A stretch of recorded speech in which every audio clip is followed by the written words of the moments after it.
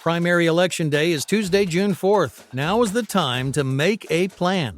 Whether you plan to vote absentee by mail, in person at your county auditor's office before Election Day, or at your polling place on June 4th, it's important you take steps now to make your plan at voterready.iowa.gov. Remember, Election Day is Tuesday, June 4th. Find more info at voterready.iowa.gov. This message is presented by the Iowa Secretary of State. This is the story of the one. As a maintenance engineer, he hears things differently. To the untrained ear, everything on his shop floor might sound fine, but he can hear gears grinding or a belt slipping. So he steps in to fix the problem at hand before it gets out of hand. And he knows Grainger's got the right product he needs to get the job done, which is music to his ears. Call, click Grainger.com, or just stop by. Grainger, for the ones who get it done. Tony Dunn, ain't nothing to it but to do it, brother. Let's roll. In a world where Carolina Panthers fans have an insatiable thirst for Panthers news and opinions, only one podcast roars ferociously. It's the C3 Panthers Podcast. Calm down, people. Calm down. We're here. We were just getting a little beefed up for you like Bryce Young getting. Oh, that's right. Bryce Young is beefed up for OTAs. We're going to be comparing side-by-side shots of biceps from last year to this year. The NFL may be implementing or is going to be doing a trial run on electronic monitoring for first downs in the location of the football. Where's that been at? We'll be talking about that. Really? And will the Carolina Panthers training camp be open to the fans? The Falcons saying hell no to their crappy fans. Are the Panther fans, man, how is the meetup going to work if we can't get into this training camp? Come on, David Tepper. I have a drone. Like this. He's got a drone. We're taking FCC violations for you guys. It's the C3 Panthers Podcast, brought to you by CarolinaCatChronicles.com, where every Tuesday night we chop up the latest Panthers news and opinions from the fan perspective. My name is Tony Dunn. I do it each week with my wheelman, Cody Lack. What's up, my friend? Tony Dunn, we're talking biceps today, baby. You know, we always wondered if Bryce would beef up after getting in the NFL strength and conditioning system. It looks like he has. I believe J.C. Horn has done the same thing. And listen, man, training camp or no training camp, C3 has to descend on Charlotte, baby. It needs to happen. We have to do a C3 get-together. We're doing Tony Dunn, there is nowhere I'd rather be on a Tuesday night than talking Panther football and hanging with my boys, the best fans in all of YouTube. Tony Dunn, you know him and love him. It's Panther Pickle. Our guy, Drew. What's up, Drew? The brand ambassador, Diesel Skills. Pad 1, Panther. Kobe Griffin. David Screws. Hank 3 Rebel. Jake the Snake. Kristen Butler needed another Modelo. We knew it. That's why we started later. Matt Knows Nothing. Nirvash. Panther Gal 73. Roosevelt Mongo. Sean Hume, and Supernova Moore. Tony Dunn, it's a Tuesday night. Ain't nothing to it but to do it, brother. Let's roll. The number is 252-228-5098. You can get your calls in on the Cat Calls line. Tell us what you think about the Panthers potentially closing training camp. Will they follow suit with the Falcons? Will they continue to try to get back into the good graces of the fans? Would that put too much pressure on this new staff? I don't know. Guys, I do, on a more not somber, but I guess important note, Joe Riolano's funeral is going to be January 1st in Richland, North Carolina, 2 p.m. at City Harvest Church. Not that I'm asking anybody to come or whatever, but I'm putting January 1st? I assume he means June. I meant June. I said January. Oh, June. 6/1, 2 o'clock. And if anybody does decide for some reason that they're in the area and they want to come, message me so I can inform the family, because we ethnic people, we eat and stuff like that. CK, Good to see you, my friend. How are you? Man, I'm happy to be here. I think there is some things to talk about, which is always positive at this point in the month or in the year. And the good news is, man, we're 1 month, like we're just a week away from being able to say it's June. And then what comes after June?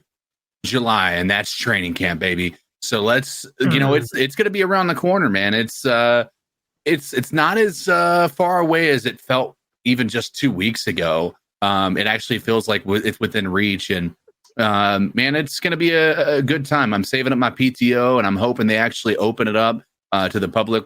I'm concerned that it's not going to be just based on the Falcons being willing to do it right now. And the fact that we legitimately don't have an actual training facility yet. You know, they're proposing these things to be built and whatnot and hoping that it happens this year. How are they going to get that done by August? That's where I'm concerned. Yeah. I think you might be on to something, dude. Me and CK were talking about this a little bit before the show. We're going to have some artist renderings of what the Panthers are intending to build here in Charlotte. They're still looking for approval, but we're going to show some pictures on what they intend to build for this year's training camp. Again, whether or not it's possible, who knows? But they have plans. We'll see what they're going to do. Gosh, when you put it that way, CK, it doesn't seem like it's trending. The odds are trending in that favor. I mean, we just don't have a training facility right now. There is nowhere for there to be. Well, where the fuck are they going to do it at?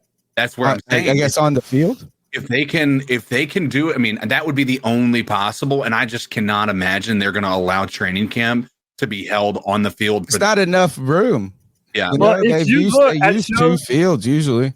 I showed CK, and we're going to show it later in the slide, the actual snapshot of what it looks like right now. And I'm not as pessimistic as CK. I can see that happening. But based on what they have planned, I think it might be feasible to do. Right. But there's definitely still a lot of it's probably 10 weeks away. 10 or 11 weeks to build a fucking facility that could even host people interested. All right. Well, first, I'd like to thank everybody for their time. People in the chats, Diesel Skills, the C3 Legion, working hard for us. We appreciate it. You can be a C3 super fan for $1.99, but your time is worth more than anything. Call into the show at 252-228-5098. Consider putting C3 in your Twitter tag. That's what makes my day. I love when I see more and more people join the community. And this community is this. We're not football experts, but we're expert football fans. And we're just going to have fun talking football. In fact, guys, I saw Bill Belichick. He was at Harbaugh's, like some sort of thing Harbaugh was putting on. I just saw a little clip of it, so I have no idea what the whole event was. But Bill Belichick was talking about how when they were in Annapolis, by the way, so they were somewhere in Maryland. I mean, obviously it's close to where Baltimore is, you know, that's why the Harbaugh Foundation is there. But Belichick was from that area, and he went to high school in Annapolis. And he said that that he was in high school the first year schools got desegregated. My dad was in high school at the same time. Like my dad was in North Carolina was really slow to desegregate. So every state kind of desegregated at a different pace. So I don't know what year it was that Bill Belichick, but he was in high school at that moment. And that's a real thing. Like I know it feels like it's in the past, like distant in a way, but my dad lived in Rocky Mountain and has spoken on it. But he said this, and I thought it was really interesting, or at least touched me, is that sports were one of the things that kind of took some of the edge off of that social change that was happening, because these men were bonding as a team.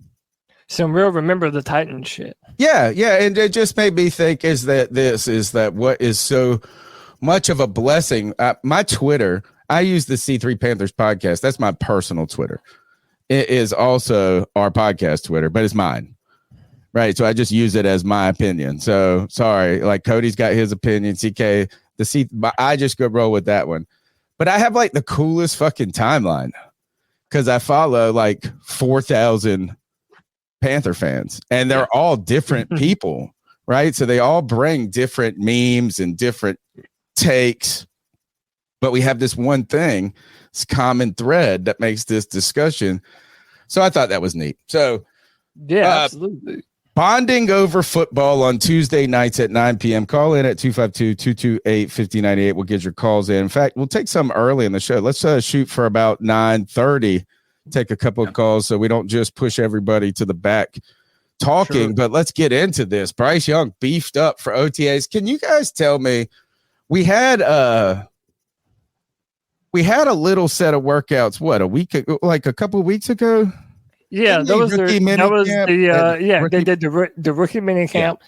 Now this is OTAs, and OTAs is everybody. Wasn't the mandatory mini camp after the rookie mini camp? Yes. So we've had we had a short little 2 or 3 day thing for the rookies. Then we had a 2-day thing that was the voluntary. And then now, these are the voluntary. Yeah, these are the official OTAs.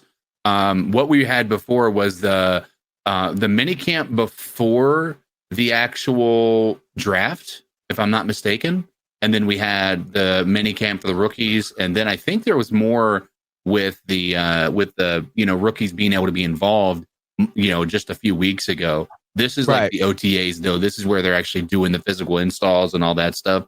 And I think this is like the official time where they're able to actually have conversations about the game and all that stuff, where they weren't able to do that until up to this point. And I guess they're going more than just individual drills, because I saw Dave Canales talking about everything looks good when you're catching against air and stuff like that. Where are they doing it at? They're on the same field right now where they would normally practice. It's just one field, though. Where is that? So we have a practice field? Yeah, right. Yeah, is that with the bubble? Do we have the bubble? No, they demolished the bubble. The bubble is gone. Right. So what is the fence around it? Well, again, we have pictures. We're going to get in and show you what they're doing right now? Yeah, where they're at right now. All right, well, let's see it. I want to see it. Well, but first we got to get into this, man. Tony, we have to talk about beef, okay? We have to talk about dinner. We have to talk about A5 Wagyu premium beef. And yeah, baby, I'm talking about Bryce Young. Dude, it's incredible how much one picture of Bryce throwing and showing a little bit of veins in the arm will get everybody like, oh, Bryce is lifting. Bryce is about to be throwing. Bryce is on some supplements this year. Yeah, he's on that. Look at that little Mexican supplements. Like that arm looks like a little hamburgery. Something going on there with the texture there. He's been doing some arm wrestling, bro. He's been lifting, doing some calisthenics, maybe. I tell you what, when you see him at the podium, his arms do not look much bigger than before. They don't. But he's been working, man. Well, you know what is that? You don't have to when you get in shape, not shape, but when you get stronger, you don't always just look twice the size. You know what I'm saying? Is that, and you also don't want your quarterbacks. Quarterbacks have never really been into upper body strength and stuff like that. It's here's the thing, though. I want to just say this, and I'll let you guys finish up on it. I know everybody's like, oh, he can grow in what is like a NFL regimen, is the way you put it, right? Yeah, NFL strength and conditioning program. For me, it's just becoming a man. You know what I'm saying? Like at this point, and I'm not trying to be an asshole about it. You know what I'm saying? Is that a lot of these guys are. I know that they're accelerated men and special species of warriors that we're not. You know what I'm saying? But I didn't even become physically grow into my I was still growing into my body at 23. So I mean, these kids are young. How old is Bryce? 22 years old, 21 years old? Yeah, 20. So I know it's a strength and condition, but he's also just growing up at the same time. Yeah, absolutely. I mean, he's a young dude. He has the, when you're young, your muscles are more elastic. You're getting into shape faster. And I really don't know. I really don't know if Bryce. I mean, maybe from high school to college, maybe he bulked up a little bit. No, but they say that generally in your life, you can start to really put muscle on at one point in your life, and then later on, it kind of gets harder to continue to put muscle. I think that Bryce is in that stage where he's still continuing to grow into the biggest and strongest version of himself. Right. But I want to move away from just the aesthetics of it all. I remember a few years ago, Joe Burrow, when he was entering his second year, talked about some of the changes that he made to his throwing motion and planting his foot in the ground to get more drive and more force on the football for that bigger arm. Do you think that this is just aesthetics, or do you think that maybe Bryce has sort of heard some of the criticism and maybe he's looking out to come here and start throwing the pill downfield? Me personally, I don't think that it's necessarily has anything to do with what other people are saying. I think he's got he has a full off season of being able to actually work on his fitness and where he wants to be and what have you. And I think that there is a disadvantage to being a rookie and starting as a quarterback right out of the gate, especially if you're not known for being the most talented with arm strength. Right. And so that would be, I don't know that it's anything other than just him doing what he feels like he feels like is best for him and his circumstances. Mm-hmm. But if you listen to some of the which is actually an interesting thing to talk about, his press conference, he doesn't, at least this is what he states, he doesn't take any type of negative. He's not somebody who's motivated by the negative things. He's motivated by just his internal ability to focus on the things that he needs to focus on.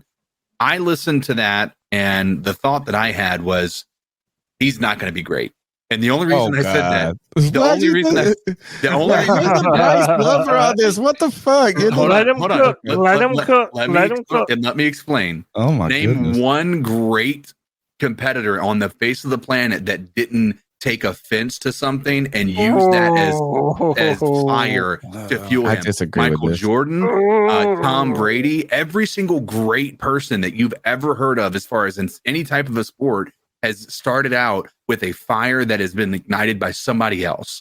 And that is where I have a slight concern, is that I feel like, yes, whereas some people might get stuck in the negative and that can be a problem, I think that there's a part of people that are great that look at the big picture of their circumstances. And I think that you see people take motivation from the things that are negative. And so I have a concern with that. It's not a deal breaker. I still believe in Bryce, but that was, we tear apart every word and sentence about these guys. We really do. We really do. And right now he has that Boy Scout look, or that I disagree with all this. Okay, go ahead. All right. It's my turn. CK, I look, is maybe he just didn't articulate it as well as he could have, right? And that what I mean by clear. that is, stop. The bell's still going. And when you're speaking in front of people, right, and you're on the cuff, right. We could go back and revise it, but like, what if? And the way I think of it is this is the greatest of greats. The internal motivation is far greater than whatever the outside noise could ever give. Right. So not that doesn't help fan the fire, but the fire for the greats and the greatest competitors is an internal, eternal flame of competitiveness, where they're their greatest critics. They're the ones that are the hardest on themselves and things like that. Did you watch The Last Dance, or the whatever that was with the Michael? I can't remember the name of it. The documentary, The Last Dance. Right. Yeah. So one of the things is it was just the smallest stuff, and it was you got him. I'm gonna it's like they draw from, yes, there's an internal competitive nature to them, but it's more than that, and I think they are able to take the things that are external and use them as just a fire that ignites for them. And it's a good point. That's but here's the interesting part about this. Dave Canales and Bryce Young almost had identical answers when asked similar questions. J.C. Horn did say he was honest with his. So I'm happy with J.C. Horns, because he was saying, yeah, I take I want to show that we are the best. I want to prove all these people wrong. Yeah, and he's heard the noise. CK is Bryce Young. There's no, and back to Cody's original question about hearing the noise and is that affecting him? Right. There's no way he can't hear it. Right. I mean, even if he's not on the Twitter streets or the X streets with the Panther fans Googling his own name, he's at dinner parties. He's at events where ESPN's in the background. He's hearing even indirect conversations. Right. There's no way the noise he can completely be cut off from it. To me, though, maybe the noise to bulk up, though, wasn't from outside the locker room, but just on the field, seeing how fucking ginormous and all is like, oh shit, I'm in the fucking bigs in the NFL now. So like a recognition is that, hell, these are men up here. Everyone that's 150 pounds heavier than me, right, and 5 inches he taller. He doesn't need to be getting less poundage. It's like in his mind. He's like, shit, I gotta get my shit together. Not that he didn't. And to your to your point though about the external motivation, I've been seeing this thing on my Twitter timeline. It's about this Navy SEAL David Goggins, and he's like I don't know. It looks cool. I haven't explored it, but it keeps popping up on my timeline because I've clicked it enough. But there is something to like thinking of it sort of like combat. And like, and have you heard like Ryan Garcia? You remember when Ryan Garcia went into the ring and he's like, I'm going to assassinate this mug. I'm going to take his soul. Like, there is an edge of that crazy, I need to destroy you. Right. Not just beat you, but destroy you. That does make the greats great. I think that's kind of undeniable, man. I put up a poll in the chat. Does Bryce Young have enough competitive fire? I put absolutely not at all. I put absolutely not at all. He's too timid, or I still need to see it. Right now, 41% says absolutely, and another 41% says I still need to see it. Right. So we're 50-50, well, man. Monty hasn't come in here and thrown the numbers yet because he would just... or Anthony. But I think we're to the point where a lot of fans are like, listen, it's a big year for Bryce. We've been talking about it here and on the free-for-all that with the amount of upgrades that you have made this season, and you have a brand new running back, you have a loaded running back room, you have 2 new weapons, 2 new offensive wide receiver weapons that are explicitly built for the type of play style that Bryce Young represents as a quarterback. I think we've done a lot for Bryce in this offseason. I do like to see that he has the initiative to bulk up and add on some more strength. But we would be absolutely kidding ourselves if we heard CK's point just now and absolutely dismissed it. Because right now he sounds like nothing but a Boy Scout at the podium. And we haven't really seen him get angry except for one rumored time last year where he brought in the players and had a meeting and cussed everybody out. Said, hey, it's not enough. All this stuff that no one has ever seen. Sorry, that just tickles me thinking about it. All this stuff that no one has ever seen, but we've heard about. So right now, he's going to have to combat with the narrative and the image of himself right now until he comes out firing on all cylinders. Well, my advice to him is what I like about Dave Canales is that whether or not you like the bubbly personality or whatever the personality that person has, it's authentic. So I don't want Bryce to do it for the wrong reasons. Sure. I want Bryce to find his natural leadership way. And right now is not the time to be coming out and like that. You know what I'm saying? Now is Boy Scout time. It's different places. You went 2-15. Yeah, you don't got no cred to be talking on anything yet. Sure. You need to just be talking about we're grinding. I'm just another guy out here on this team trying to get better. So yeah, he is, but I don't want him to be fraudulent, faux, right? Like fake. And you don't want him to pretend to be someone he isn't. Right. And he needs to come into those things on his own. If he just is, it's like when someone tells you that you need to be like, it's like you need to be a leader, and you're not a leader. Right. And then you step into that role. You got everybody, people lead and people are in different capacities. So just keep it real, or as as Frank Reich would say.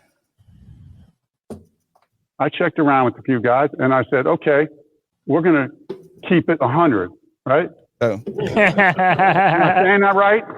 Keep it 100. Yo, guys, keep it 100. Keep it 100. All right. Keep it 100. Hey, you know what? Can I keep it 100 real quick? Yeah. Just Don't Care is the man, because he has gifted 5 memberships to the C3 Panthers podcast. Seems to me like Just Don't Care kind of cares about your boys. We appreciate you, man.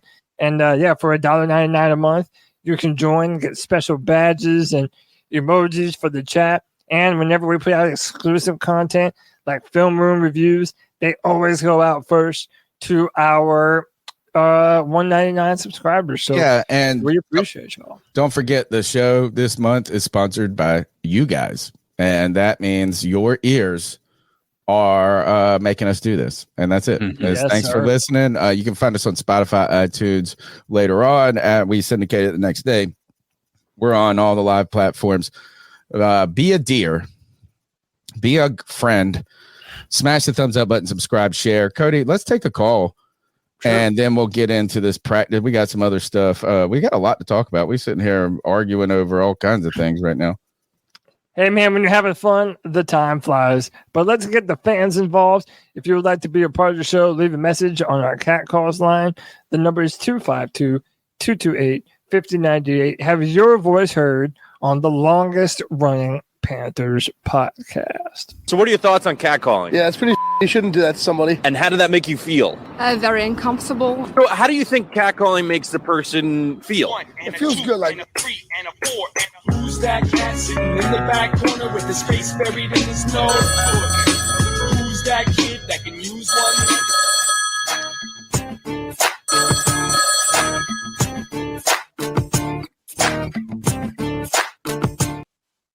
Play for me, baby. Oh, of course.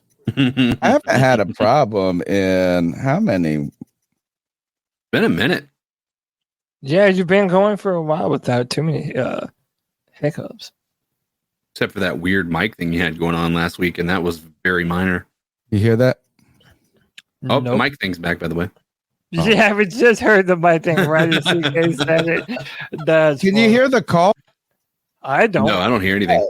You know what? I got the fucking mute pressed on the soundboard. Oh, my goodness. Is the mic thing really back? Hey, this is Pastor Pickle. Listen here, folks. Bryce Young is looking pretty good in OTAs. And while I don't want to overreact, and while I understand the doubt, because it is just OTAs, and you really don't know anything until you see the physical contact when you take on preseason games, and then you can still have doubts. But one thing I want to caution everybody to understand is if Bryce Young catches fire this year and he starts having superb games, y'all better hold on to your shorts. Amen, brother. Because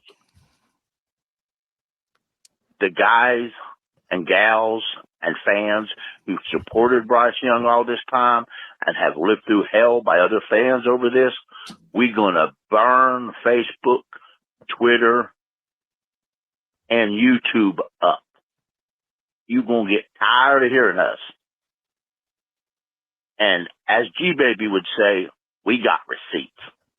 Keep pounding.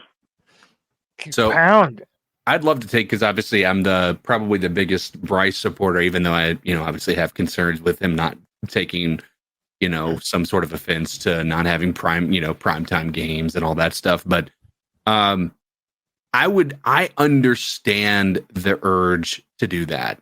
I really do. I really, really do. But I also understand that we have been on the receiving end of this type of behavior too, and it feels like garbage. And maybe this is just because I'm trying to be a better person. I think we should take the high road. If Bryce comes out here and he is the guy, and he turns it up, and he's able to show that he is the guy, guess what? We already won And I don't think any amount of I told you so's is going to be better than the feeling of being a winning football team again. And so let's take it with some grace. Panther Pickle, I have nothing against that statement, but I also have concerns because we are a fan. And as a fan of one team, and if we can be a good team again, I think unity is more important than the small satisfaction we're going to get in that moment. Now, that's not to say we can't do that to the other fan bases that have been saying we made the wrong choice. We got fleeced every single time that they had an opportunity to, saying that we're the worst, team in the NFL. Until we can prove them wrong, we have nothing to say back to them. But when we do, we can be loud as hell. And being that type of a fan is perfectly okay. But I would ask that anybody who's been in the Bryce Young fan base or fan club, just take it with some grace and I think the way, and I think that's a great point. I think it's okay to pound your chest, though. Sure. If it turns out the way that you said and people doubted, and you can revel or at least celebrate the win, the victory, being right, however that makes you feel. For me, it's just when it's when it's personal. When it gets personal, I get right. And it's not like, even like if I was, and I haven't taken a side at all. I've been straight down the fairway on this, right? Sure. So I can't. But like, I think it's this is I would be like, I told y'all, you doubters, I told y'all, but not like, I hate the person that goes back on your Twitter timeline and finds the tweet and is like, you mean those receipts, Tony? You mean them receipts? Well, that direct. I mean, like, look, I think if I got audited by the IRS, I'd be able to show enough, but I'm not keeping my receipts around. And I'm not really interested in going and looking for my utility bill right now. So I'm just saying, that's the thing. But, at the same time, and CK, I guess if like kind of putting that olive branch type mentality out, because if you're wrong, guess who's coming back at you? There's a whole group of other petty ass Panther fans. Cody's gonna be all over your head. No, I'm just kidding. But dude, it's both sides to the story. Whoever made the correct prediction, they're gonna be boasting saying, "Oh, I fucking told you so." If Bryce turns it on, there's gonna be a mob of people that are like, "You never believe in Bryce. You hated on him." And the opposite is true. If Bryce ends up being a bust, then there's gonna be a fucking slew of people who feel vindicated that they never believed in him being the number one overall pick ever, let alone being the guy that they traded up for. I do want to say this, though, man. If Bryce Young ends up being a bust, I'm not going to be out here taking victory laps, dude. I think Bryce can be a good quarterback, and I'm pulling for him to be a good quarterback. Would he have been my selection at that spot at number one? No, he wouldn't have. As of right now, I feel vindicated in that stance. But that doesn't mean that Bryce can't turn it on and really start to look good. So I'm not going to do this thing where if Bryce doesn't turn out, it's like, oh, Cody, did you feel good about it? No, I don't, because that means the Panthers fucking suck. And all I want is for this team to be a good, competent football team again. The two things I was going to say, and now I had them all lined up, and then I was being patient instead of interrupting like I usually. Number one is one of the things, and it irritates me a little bit personally, and I've tried to learn how to ignore it by doing the podcast for 11 years, is when someone makes a comment about, you're what you said on the not you. Like me, say for instance, me. And it's like one snippet of a 2-hour conversation, right? So I don't think it's good to boil down anybody one statement to one thing. You know what I'm saying? It's like one.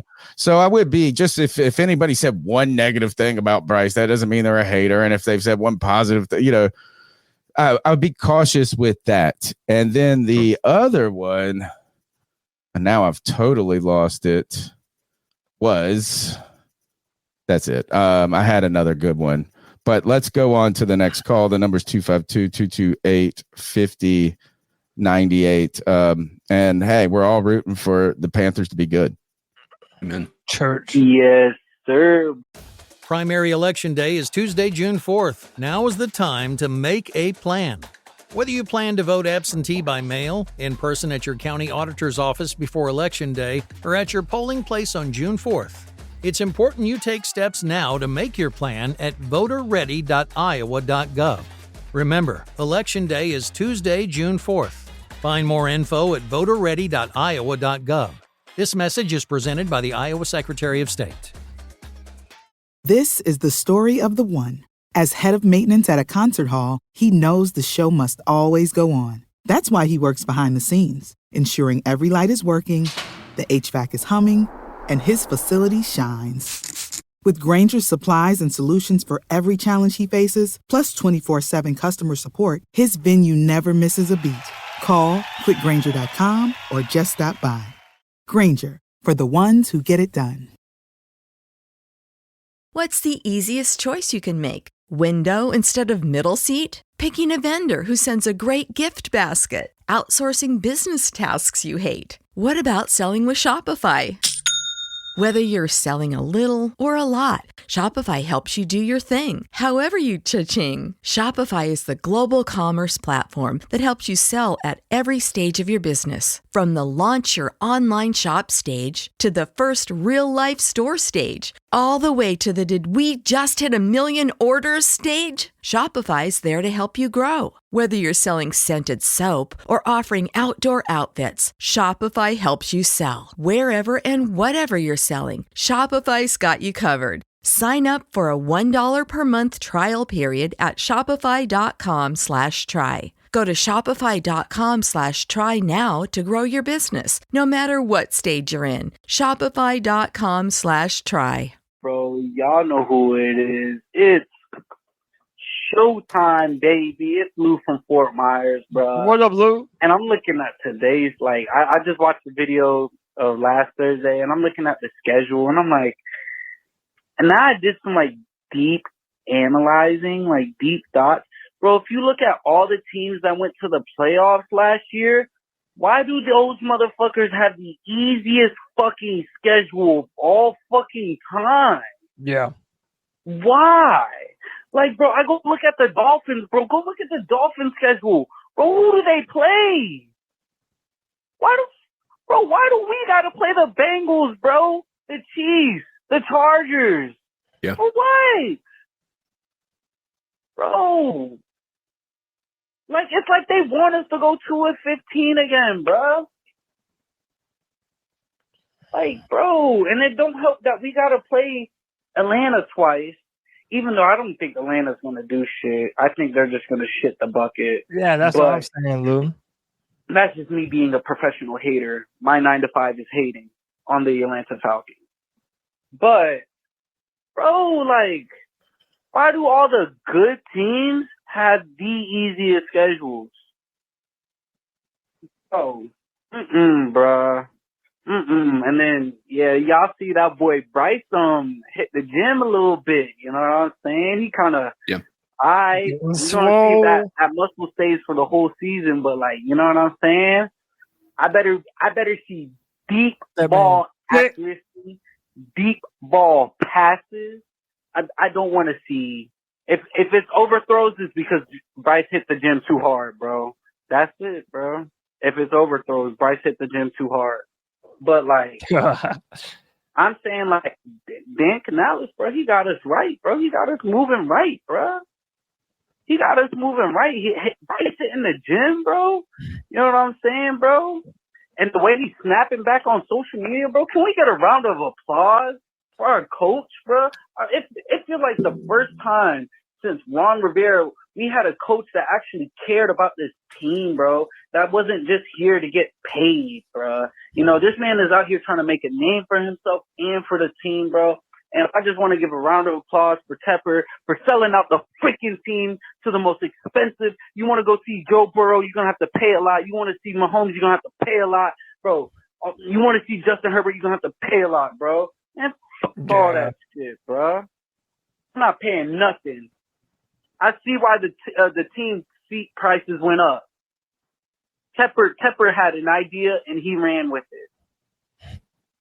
But are the calls loud enough, chat? Just to let you know. Can you guys hear them okay? Just a little feed, customer service call. I do know what I wanted to say.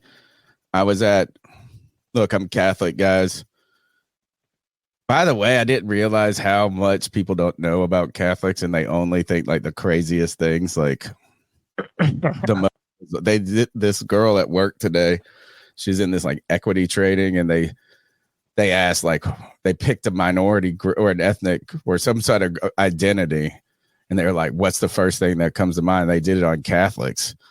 And I said, "Oh God!" Boy. Yeah. A list. She said, "Guess what? We were just at lunch talking about this. They did this." I said, "Oh God!" Papist, blood drinkers, pray to saints. Blood drinkers. And then the list she sent me back was worse. I was like, "Damn, this is what." But I was at mass on Sunday, and where I think I went, Saturday. Went Saturday. No, Sunday morning. And the line is "Ye who forgives will be forgiven." And that's what I was going to say to you with CK about what we're talking about is like, I guess like I think in Christian religion is the idea is like if you have a harsh judgment on people in the world, your judgment at the gates is going to be tough. Right. So that idea is "Ye who forgives will be forgiven." Apply that to the Bryce Young debate. Good or bad, Panther Nation. We need to ban arms. Your thoughts on the call, though, Cody? Yeah, so listen, shout out to Lou, Showtime Lou. He brought up how Dave Canales is more tuned in, and it seems like he cares a little more outwardly. And listen, there has to be something to it that the guy is younger, relative to other NFL coaches. So he has a social media presence. And Tony CK, after the schedule was released and it was revealed that the Carolina Panthers have 0 primetime games in 2024, Coach Canales went to Instagram and updated his stories with the Michael Jordan meme saying, "If you know, you know." And this is the Michael Jordan meme when he says, "And I took that personally." So basically, Dave Canales is saying to everybody that the lack of primetime games, that him and the Carolina Panthers are taking it personally, baby. That's bulletin board material, Tony Dunn. You can deny it all you want. This is what you show to your team and let them know everyone thinks that y'all ain't shit. So it's time to go out there and whoop a little bit of ass, baby. That's exactly what that means, Tony Dunn. Does this feel fake, Cody? CK? Well, yeah, because he just said the opposite in his press conference. So we like the routine. Like he just heard the Jake Delhomme podcast. Let me believe, man. Let me believe. This is the only thing is I don't like this if you don't feel that way. Right. And I don't even this idea that there should be more other things that can motivate this Panthers team other than not having a primetime game. Right. But look, the Dave Canales happy-go-lucky, happy smiley thing, just like I said, and we can go, I'm not going to go back and find the receipt on this show, but when we drafted Bryce Young and we were all goo-goo gaga over having our quarterback, and everybody was, let's not lie, is even the people who said they would have picked somebody else were still happy at that moment when we drafted, and I said that polished, always saying the right thing, optimistic. How many weeks of losing before it gets old? So I don't know if it did get old for Bryce Young last year among fans. I don't think we were like, "Oh man, he's annoying at the at the podium." But if this team starts out 0-6 and Dave Canales is like, it's about having the right attitude, our fans would be like, "Oh God, I'm so over this fucking rainbow in a cup." Hey, Anyway. I got a Catholic joke for you from Eddie in the chat. Okay. Eddie says a nun at a Catholic school asked her students what they want to be when they grow up. Little Susie declares, "I want to be a prostitute." Okay. "What did you say?" asked the nun, totally shocked. "I said I want to be a prostitute," Susie repeats. "Oh, thank heaven," says the nuns. "I thought you said a Protestant." Hey, that's great. That's a good joke. That's an awesome joke. I love it already. Oh yeah, I'm into it. But on the note of Dave Canales, we actually got some notes from Bryce Young. All right, let's hear it. On some of the things that he likes about Dave Canales and what he's trying to implement for the Carolina Panthers right now. It says, really, it's the consistency he has. He has a very calming presence. He's someone you can have a conversation with, talk with, good, bad, or indifferent. You can tell it. He has an emphasis on teaching. At times, of course, we're passionate. With coaches, there's a lot of yelling, a lot of emotion. His style is very positive. He wants to make sure he communicates. It's not just, oh, that's a bad throw or you missed. It's constructive. If you miss something or do something, he gives you something tangible. Hey, let's get our base in order. Let's something you think about and comply. It's been really good for me.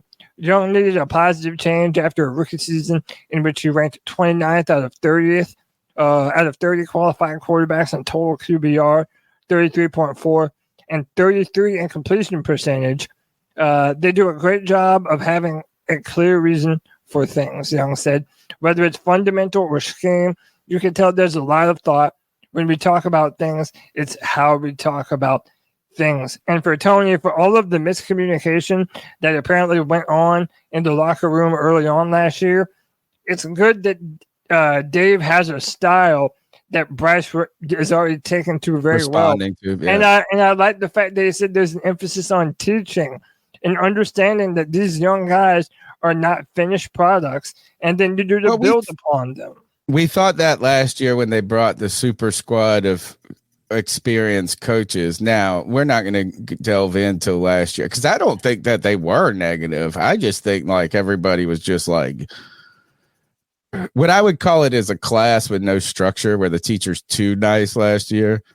Right. And it's like everybody just kind of does their like everybody gets great work, great comment, great question. And like nobody is doing there's no anything. Real answers. There's nobody. There's no substance to it. Yeah. It's just happy. Now I think I'm not prognosticating or forecasting that Dave Canales is going to go and become one of the greatest coaches of all time. But I do see some things that are like good traits to have in leaders and motivators and organizers of people. Now, I'm a teacher. I'm not the best. I always tell my students I'm not the greatest teacher, but I'm not the worst. Like, I promise you that. I'm not the worst teacher out there, but I'm not the greatest. But everybody has a certain style and things, but you do have to, I think something about being like this age, he's 42 like me, you know, is like he's old enough to have to have experience, but young enough to still have that youthful enthusiasm about a new task and a new job, right? Is like, I feel like, and I'm thinking I've flirted with getting my doctorate forever. But I just don't like the job I would do if I did the one that would get me the best progress in life. But there's a question like and I know 50 and these ages are just numbers, right? So everybody, there's youthful people in their 60s and things, but there is kind of a sweet spot of that convergence of still being young and flexible and super go-getter, also willing to take advice from people. And then if you're like taking on that position and you're kind of an old hat, you know, it's harder. And I almost feel like just Frank Reich just turned out to be asleep at the wheel. Right. Like he just Joe Biden does there and I hate to say that because I really like Frank Reich. Like I just feel like you walked into it and it was just fucking chaos. Right. Like it was like Thanksgiving and none of the food's ready. Well, everybody's like screaming. You like him as if he's that cool uncle that's really nice and give you a little bit of money every time you see him. Yeah, but as far as having the energy to coach a head football team, I think the youthfulness of Dave Canales is definitely a plus, man. I think that he has a much better time acclimating to the team and being able to talk to these guys and get in on their level. I think it's we're good, man. Yeah, I think the positives here are going to be we haven't had a coach that has been able to coach this generation of players at all. Right. We had a used car salesman that tried to act like he could have been. Right. And then we had somebody else who's, like an older, person who's like feels like he's trying to relate but doesn't really know how. And then you have Dave Canales, who has the ability. He's physically fit. He has an incredible amount of energy. And he's not out there just saying you guys do it. He's doing it with them. And I think that he gets his energy. The way he coaches reminds me a lot of Pete Carroll. And that's who his guy is. Exactly. And the reason I say that is because Pete Carroll obviously had a tremendous amount of energy, and he was older, and that was what made him stick out. And he's probably a little cooler. Yeah. He reminds me, at least from a perspective of trying to think the right way to put it, from the perspective of his energy and the charisma he has, I would put him on the same level of Sean McVay. I wouldn't put him in the same level as Sean McVay as a coach because we can't say that right now. Right. I mean, it's kind of that youthful and not just the personality type. It's just like that kind of young optimist with energy. Yeah. But we need your pipes, bro. Oh, we need the CK pipes here because first call Hackbeard became a member himself. But not only did he become a member, he became one of the greatest gifts you can give. Ladies and gentlemen, boys and girls of all ages, we have had one brand new member not only come in here and make the decision to join the C3 Superfan Club by hitting that join button. He not only said, I want to be a part of one of the most exclusive communities on the internet. I'm going to give 20 of those memberships to my fellow Panthers fans. Well, I want to say one thing to you. As an absolute legend, Hackbeard, welcome to the club. Yeah. Good. I mean, look, not despite YouTube taking crazy fees for all of this, but hey, thankfully, I shouldn't ever bitch about the fees they take because they gave us a free platform to talk, and I love YouTube. But what a cool gift, I think. That's another way to just to bring other people in who might not be able to look. You can't always look. You can't give $2 to every person on the road. You know what I'm saying? You run out of money at some point. But if you enjoy being part of the community, Sean got a membership. How about that, man? Look at that. Oh, nice, perfect. Yes, sir. If you enjoy being part of the community, what you can do is subscribe. You can check us out on iTunes and Spotify. I tried putting the podcast, and I need to get some other people. In fact, we need to get some fan feedback on this. So when they closed down Google Podcasts, which they just did like 5 months ago, 6, it's been a little while. You mean the Hangouts that they used to? No. So when you when I audio syndicate the podcast afterwards, I have to download the file. I do some tweaking to some of it, and then I got to put it out there, and it puts it on the RSS feed. And then the RSS feed blasts it. It shoots it to iTunes. It shoots it to Spotify. Yeah. It shoots it to TuneIn. It used to shoot it. Stitcher went out of business. These podcast catchers, basically. iTunes is just a podcast. It's just scanning RSS feeds. Well, people used to listen on Google Podcasts, or at least that's how I have a Google Pixel.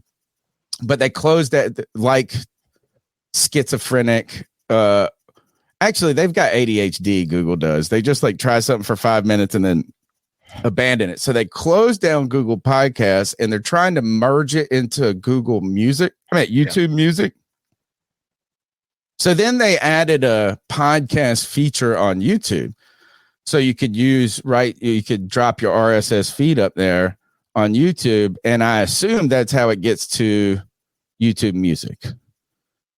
But if you've seen those hundreds of videos, Cody, that are uploaded to the video part that have no thumbnail, that's just the audio version. So, guys, is that a problem? Do we need to delete that? I mean, I'm sure nobody even uses YouTube Music, which do people even use that? Yeah, Pickle says YouTube Music now has a podcast, and yeah, they do. Okay, well then fans use. tell me if I should leave it or if you think it's hurting our channel.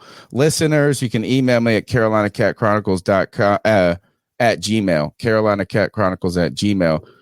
And if any of you guys are like SEO people or know crap about YouTube, is it actually hurting our rates by putting it up there?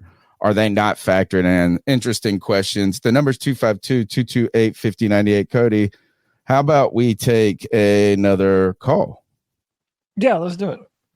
Then we can do a few more. My of these, bad. Yeah. My prediction, I wouldn't be Lou if I didn't drop it part 2. My fault. But my prediction, I say we get like, I'm not even trying to sound like a Debbie Downer, bro. But realistically, bro, if we get more than 4 wins, I'm going to be happy. Yeah. Looking at that schedule, if we get more than 4 wins, I'm going to be happy. And I feel like all of our wins are going to come from, if we don't win against the Giants, we have to win against the Giants. We got to win against the Cardinals.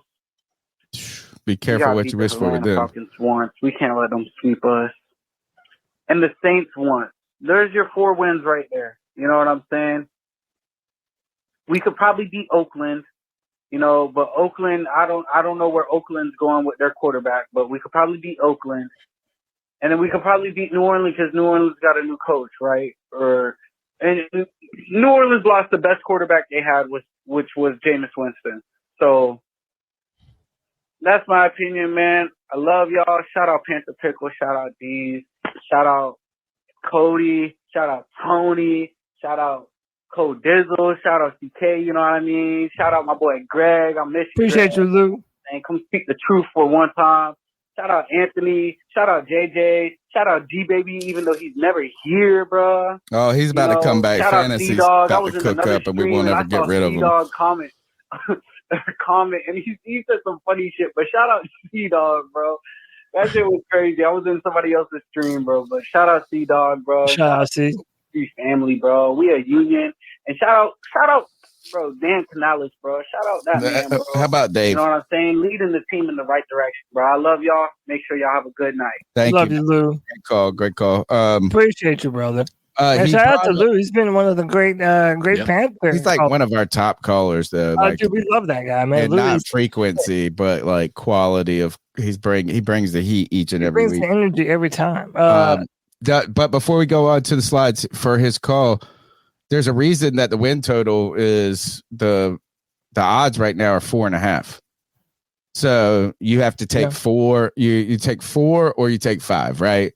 So if you pick the over, which is 5, well, it says this: the under is -110. So what that means is this: if you take 4 and they only win 4, for every $100, you only win 10, I think. But you know what I'm saying? So as the odds are for them right now, the betting people and the betting public believes that the Panthers will have under 4.5, will have 4 wins or less. Cody, let's go back into the show. What do we got? Well, how about this? We need to get our pal, friend of the C3 Panthers podcast, Dave Newton. We're going to have to get my man's back on the show at some point because my man it's hard to get. I know, but my man has struck again with the vengeance. Panthers head coach Dave Canales says quarterback Bryce Young yes, on brand, baby, is doing fantastic in Carolina's new offense. That's pretty cool, man. Shout out David Newton. I love David. I love how it's always sarcastically is like I really, really like him as a person and as a reporter. And Did I know he officially do that, or is this? But see, that's the thing, CK. That's what's so beautiful about the artistic work of Dave Newton, because he toes this fine line of never knowing, is he seriously misspelling? Wait, but it's Schefter put it up. No, but it was via David Newton. I know, but I'm wondering if Adam Schefter made the mistake, or what if they both made it though? How about Adam Schefter just copying and pasting Newton? That's what I'm wondering. Is if he's just copy and pasting. But I do think it was David Newton because I saw a bunch of people talking about David Newton doing this again. So I do think it was. But dude, he's an artistic mastermind. And I didn't understand this at first. He's a genius. Can we clarify? He said artistic. Please, just artistic. Mastermind. And maybe he is. Maybe he is autistic. And Elon Musk is autistic, and he's a mastermind. So you never know. But Dave Newton, you never know if he does it on purpose or if the autocorrect just really fucked him over. Like, I tried to tell you there's brilliance there. People don't like to listen.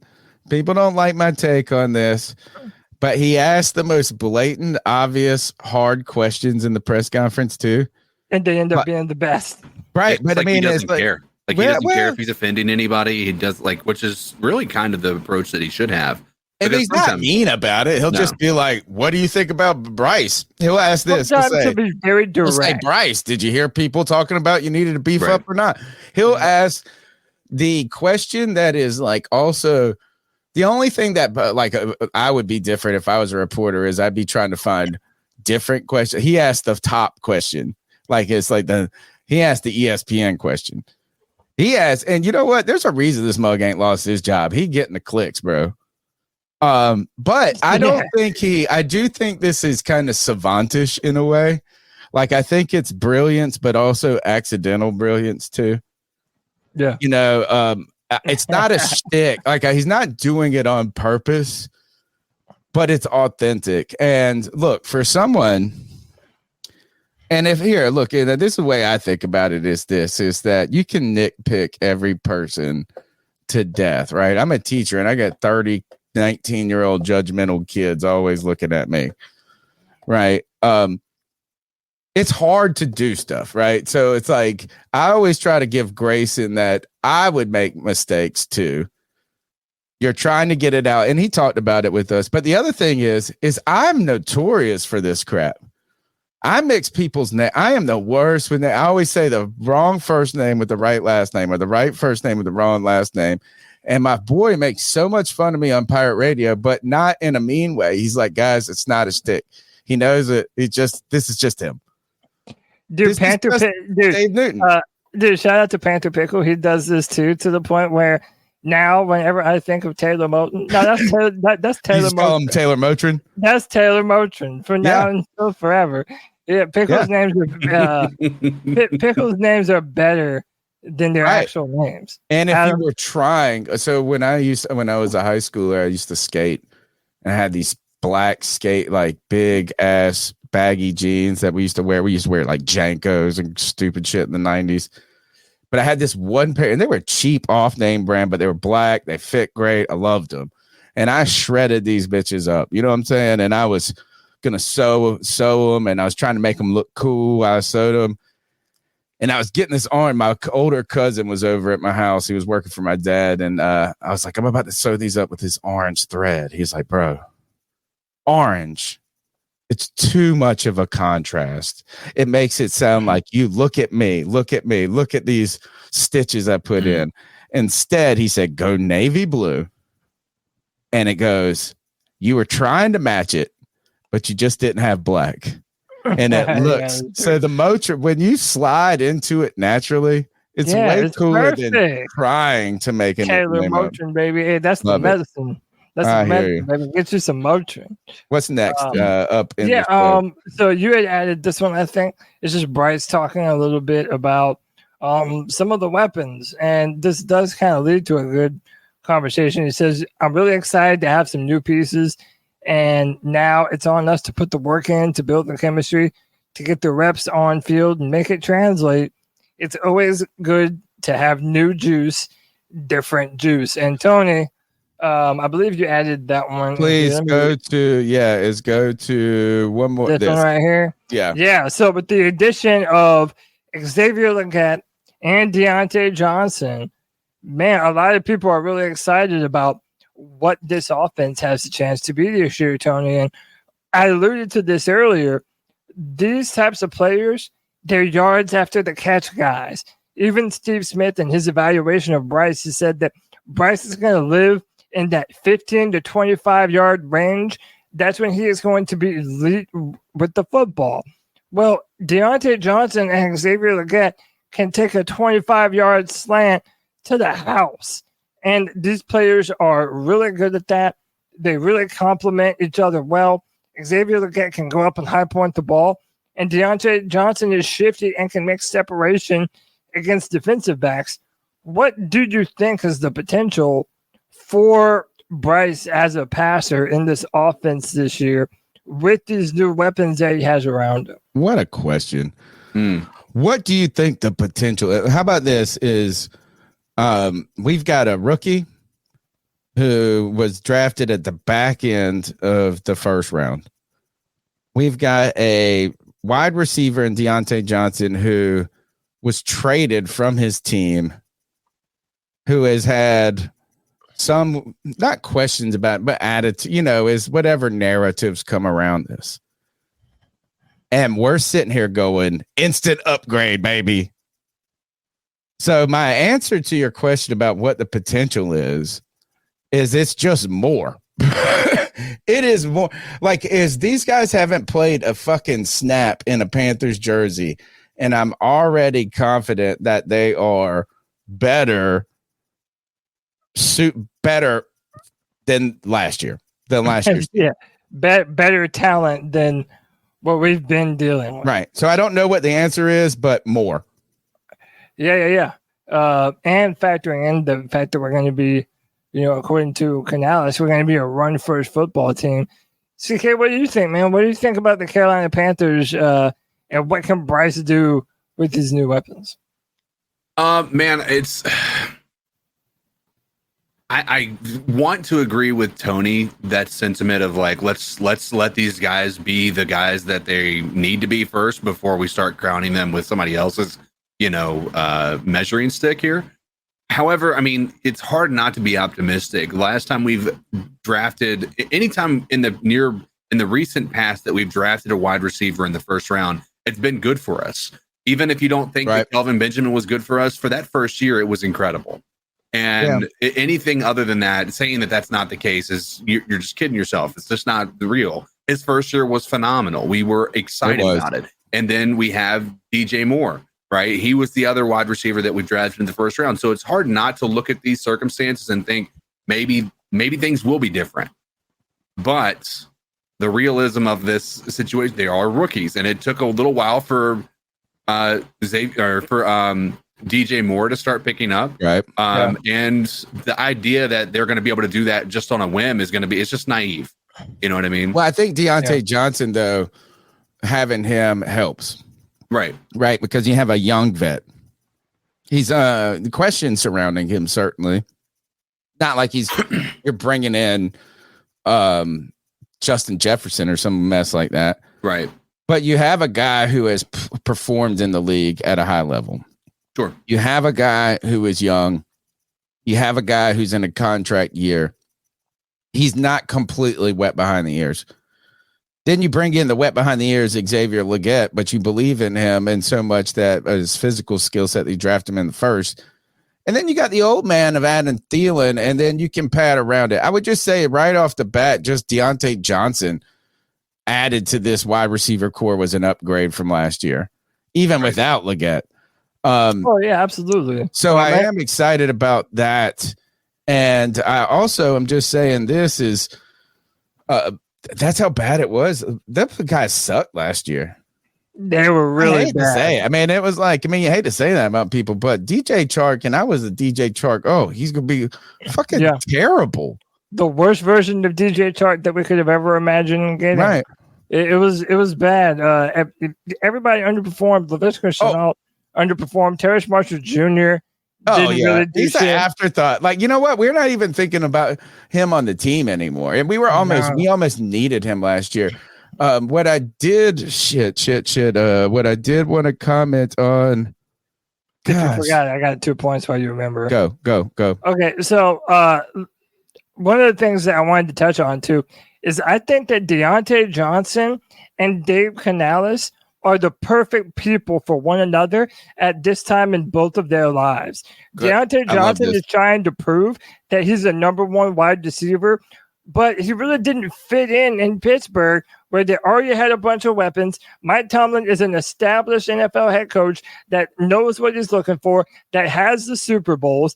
It just wasn't the right place and the right time for Deontay Johnson. They didn't love their own. They didn't even like their own quarterback. They changed their offensive coordinator twice. This is the best case scenario for Deontay or at least Johnson. A good one. And look, Dave Canales is a young guy. He's looking to put weapons around Bryce and really play to Bryce Young's strengths.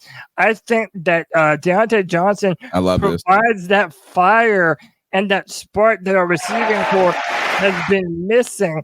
I think Dave Canales and Deontay Johnson, I think they're a match made in heaven, dude. I think they are the perfect people at the perfect time for one another. I want to disagree with some of the comment people, and I agree 100. I love that take, Cody.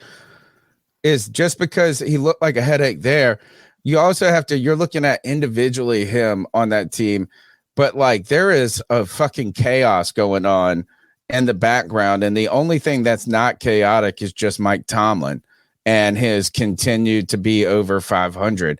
They've changed offensive coordinators. They drafted Kenny Pickett. They didn't believe in Kenny Pickett. They didn't believe in Trubisky. They don't believe in Fields. They don't believe, like they're a fucking weird mess. They just have a good structure that contains that mess in a way. So I think that you're right on is that the fit. I'm not saying that this is the perfect place for him, but hey, is that this changes scenery. You can't just look at him as just being a problem. Right. Absolutely. And I'm willing to believe that maybe it could be the perfect place for him, and Bryce could be a perfect match for him. Another thing I wanted to pinpoint in this offense that I really think is going to be an area of focus for Carolina, I think that's getting the football to the tight ends. Now, we've talked a lot before about being able to run 2 tight end sets and how much that benefited a young Cam Newton and how much it opened things up for him. But we had on top of the fact that you had, you had Olsen, you had what's the other guys, Jeremy Shockey at that time. While we don't have that level of talent, it's been well established that young quarterbacks benefit from tight end play, and that if you have dependable tight end play, that it'll help that quarterback in their development. Well, if you want to fool people into think that you're just going to rush the football down their throat running the football, put Tommy Tremble and Ian Thomas in to start, because I don't think Jatavion Sanders is going to be a good enough pass blocker in order to start the season. Put Ian Thomas and Tommy Tremble on the line. They never know. They're never going to know if you're running the football or if you're passing the football. You can have that tight end look out down the seam and do some really good stuff with play action. You're bringing the heat, bro. I really do think that tight ends are going to be a very important part of this Carolina Panthers offense this year. Fire takes. Way to bring it. We got to clip that. Just to bring this back full circle. Look, is Dave Canales comes from the Brian Schottenheimer coaching tree, right? Which is kind of a variation of the Air Coryell system. Brian's dad, Brian Schottenheimer's dad, was Marty Schottenheimer, who infamously and wildly was fired after a 14-2 season, after a missed field goal to send them to the playoffs or into farther in the playoffs. But Chudzinski was an assistant coach for Marty Schottenheimer. And Chud was the one who ran the 2 tight end system with Cam Newton wildly. So let's just say it's not outside the realm of expertise of Dave Canales to be able to use those tight ends as weapons. And I did write down the point so I wouldn't forget it this time. But when you were talking about Steve Smith saying that Bryce would live in is like the money was made in the 15 to 20 range, that might be his bread and butter. And I don't know if you remember when we drafted or we were even before we drafted Bryce Young, I called him the short Alex Smith. Yes. And I think actually that really holds true. Good at everything, not great at anything, or very good, accurate, mobile enough. But Bryce can throw it deep. It's not like the thing that he's not like going out there going, I'm going to missile every pass, but he can make his money in the 15 and 20, but like Tom Brady, loosen you up and then take the shot downfield. Right. So that's not outside of his ability. So I agree with Steve Smith is that's his like best feature. Right. The 15 to 20, the precision, the, going through the reads and all of that. But that precision, he still has the ability to push the ball downfield. And so I think that's what all the Air Coryell system is built on. The system is loosening you up underneath with a run, right? Spreading you out, not a spread, but spreading you out so you can't commit to just two over the top safeties. Right. And then finding the matchup and taking the deep shot. And I know people didn't like Mike Shula, but Mike Shula was a fucking good offensive coordinator. The problem with those systems, though, they're really awesome, man. They really work in the NFL, right? And I believe in them. But when you take a deep shot on 3rd and 7, 2nd and 4th, those deep shots are actually low probability plays. So if they don't work, it looks terrible, right? And that's what is that if you don't make that pass, you go, oh well, fuck, we could have gotten this, this. So they're low percentage throws when you go past 20. But I think this is perfect, and I like this. This is winning football in the NFL, bro. Yeah. Fuck all the crazy college, spread them out, run the tempo, all of that. No, it is man on man, hat on hat, beat their ass up the middle and soften them up and jump up and get that ball again. Yes, and I think that when you factor in Adam Thielen back into this equation on top of Deontay Johnson. Working zones like crazy. Yeah, on top of Deontay Johnson and Xavier Legette, and you have a second year of Jonathan Mingo. I think theoretically you want to make it where they're going to pay every time they blitz the Carolina Panthers. So if they come in, I want there to be an underneath route. Hell, even throw like a Miles Sanders or a Jonathan Brooks into this equation, that there is always a valve in that middle zone for Bryce Young to be able to get the ball to and let his yards after the catch receivers do just that, get yards after the catch. I do think that they're building in the right way, Tony. I agree with you. Yeah, I mean, as football is the NFL, everybody acts like there's some crazy innovation, like the next step, the next whatever. The NFL is always, I won't say ahead. They don't have to, is like the little quirky shit that works in college don't work in the NFL. Right. Right. And that doesn't mean you have to make it vanilla.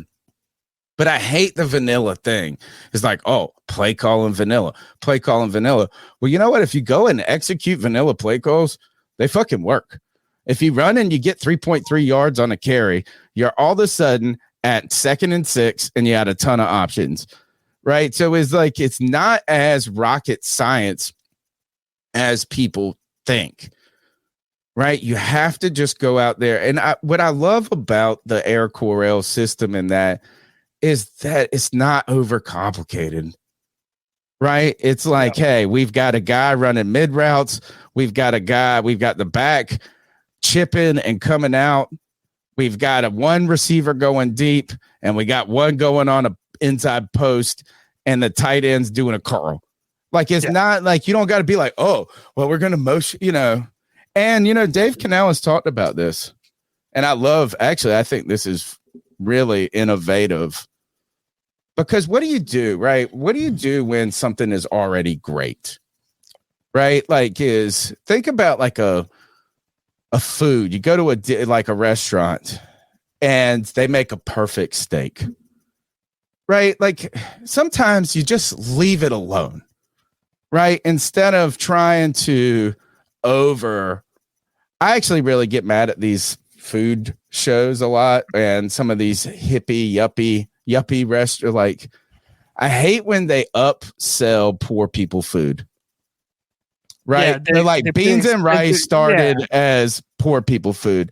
Street tacos started out as poor people food. I don't want to pay $20 for a taco, man. I want to pay $3 and eat it with my amigo over here. The gentrifying of poor people cuisine. Right. Yeah, It's so ridiculous, right? And so the NFL, you try to put all this crazy bells and whistles, but what I love about Dave Canales, he says this, is they put the same formations out there, but they do different things. It's not about like, oh, we're going to give you this look. We give you the same look over and over, and you don't know what the fuck it could be 7 different things. So I love the simplicity, the elegance of it. That's what I would say. Yeah. Dude, I'm really excited about the possibilities for this offense. In fact, Tony, most of my questions are on defense. I feel like I have questions on the defense at just about every level. Just get ready for everybody to put 27 up on us, bro. Yeah, I mean, like if if a team holds anybody in the NFL under 20, it's a win. Well, right. So just go ahead and ready for the Panthers to average 27 points allowed. Well, but if we're able to run ball control style offense and keep the defense off field, then maybe that can help to mitigate some of that. Sure. I don't know. That's what we did last year. Yeah. Let's talk about this crap, we have a lot that remains to be seen. But by the way, we have over 300 people across all platforms. We appreciate y'all. Hit that like and subscribe. We appreciate any time that you spend hanging with us at the C3 Panthers Podcast, man. Boys, let's get into what I know CK was wanting to talk about, this training facility situation that we have going on here. This is from last Friday from Joe Bruno at WSOC 9. Charlotte City Council will hold a public meeting on Monday, which is yesterday, for the Panthers practice facility zoning reproject. It's not controversial. Plan calls for a field house with an indoor practice field where the current practice field is. The area under construction isn't part of the rezoning petition. That would be 2 more football fields. DK, that means that when I saw this picture, they should be ready by training. Whatever. All right. Look, CK, when I saw this picture, before we read the words, I said, oh, there's a practice field. They'll add another field, and that big concrete pad right there is where they're going to build a building. That probably is a parking lot, to be honest. This tweet says that they're going to build the building where the field is at. So the actual green that we're looking at that looks like you could actually go play football on it will not fucking be there. Well, that'll be the indoor. So listen, this is so they're just so they built it. So look, all right. So listen, I was like, gosh. But they do say that this is for this year's training camp. So this is what not the going to hold enough people. These are the illustrated images that the Carolina Panthers provided on Monday. So what we see here, these are the 2 football fields that are side by side, and presumably this is that. So this bottom area, this is where that construction is, I'm assuming. Okay. Those 2 will be the football fields. Right, and then this part that is under the awning, or that's under the indoor part, that's where the field is right now. Yeah, the field that they're working on right now. All right. That's where it's at. And this would be the inside of their indoor facility. Now, they're saying that they intend to have this done by training camp. I have not heard if Charlotte has approved it yet. I don't know when they would approve it. Joe Bruno says that this is not very controversial, so he made it sound like the zoning part isn't controversial, right? He made it at least sound to me like this isn't going to be that much of a big deal. No, I think he's referring to the zoning because they have to have a meeting about the zoning. Like, it's not like they're going to be like, oh, it needs to be residential instead of commercial or something. So I think he's saying the non-controversial part is the zoning is going to get passed. All right. So here's my concern right now. I'm with you, CK. I'm scared. Number one, it's timing, but go back to the picture of the outside where you have the two fields next to each other. Does that look Where are the people going to be at? That's what I'm getting ready to say. Does that look like enough of an area for Panthers fans to be able to watch the training camp? Because that to me looks like it's because there's PSL. It's not even going to be all PSL owners. Yeah, that's going to be like a lottery. They're going to do a lottery of PSL owners. Right. I bet, CK. Well, let me see the. You know what is. Let me ask you, CK, because you got the business mind more than all of us here. Where you got the controversial minds, but I do think I see some. No, you don't see Jack. You see that one? No, we're not going to be able to ever go in there. There's that one overlook there. Look, let me show you. There's the fucking deck. Listen, let me show you what I'm saying. That's it. There's the area on top, and then you actually don't see that there's an area behind that. But then you have this area over here that's sort of fenced in. But if you notice where the building's at, right? Right. Okay, but you see this area right here that I'm kind of mousing over? No, we can't see your mouse. Well, so, yeah, you can't. In relation to the fan deck. So, to me, look, see where it says the Carolina Panthers off to the left? It looks like there is a railing. Okay. Like almost that like those Carolina 100 people. Yeah, like Carolina Panthers banner. Won't be right there, and maybe people will be able to look down so they're on gonna, the two practice fields. No. I still don't like this. It doesn't feel like there's going to be nearly enough people for there. They just like when you look at how many people were there at training camp last year. Like this doesn't. I don't even think there is a chance we're coming close to that many people. No. CK, go back. Not CK. Cody, go back to the one with the deck. That deck right there, fully packed, can maybe hold 100 people, 1,500 people. No, well, yeah, maybe even like 500 people. It just depends. We're not seeing. We have been at a field, bro. We have been at a field where there's bleachers. We have been at a field where there are bleachers. Now, the other question is, are there going to? I mean, because the stadium is right next to this. To be fair. Right. They'll have the kickoff. Right. They'll have the fan fest. But there's no way, CK, if they're doing training camp here, that they do open to the public. I mean, there's no possible way. Well, at least not to the level that they did previously. And it couldn't be open to the public then. It would be first come, first serve. And it's certainly going to be and it's going to be a paid thing, in my opinion. Maybe not this year, but moving forward. I hate this. What do you think I was going to ask you about here next to the field, or would that be like maybe? They're never going to let. No, that's where the players are going to be at. They ain't going to let no people up there. I'm saying like right here. Like where? You can't see my mouse at all. all. Right here. Just we can't see your mouse. Like see where the football dummies are, or the tackling dummies. Yeah. Like if you put a fence, like a fence halfway in between. Maybe if they put a temporary fence up, you can still get another 500 people in.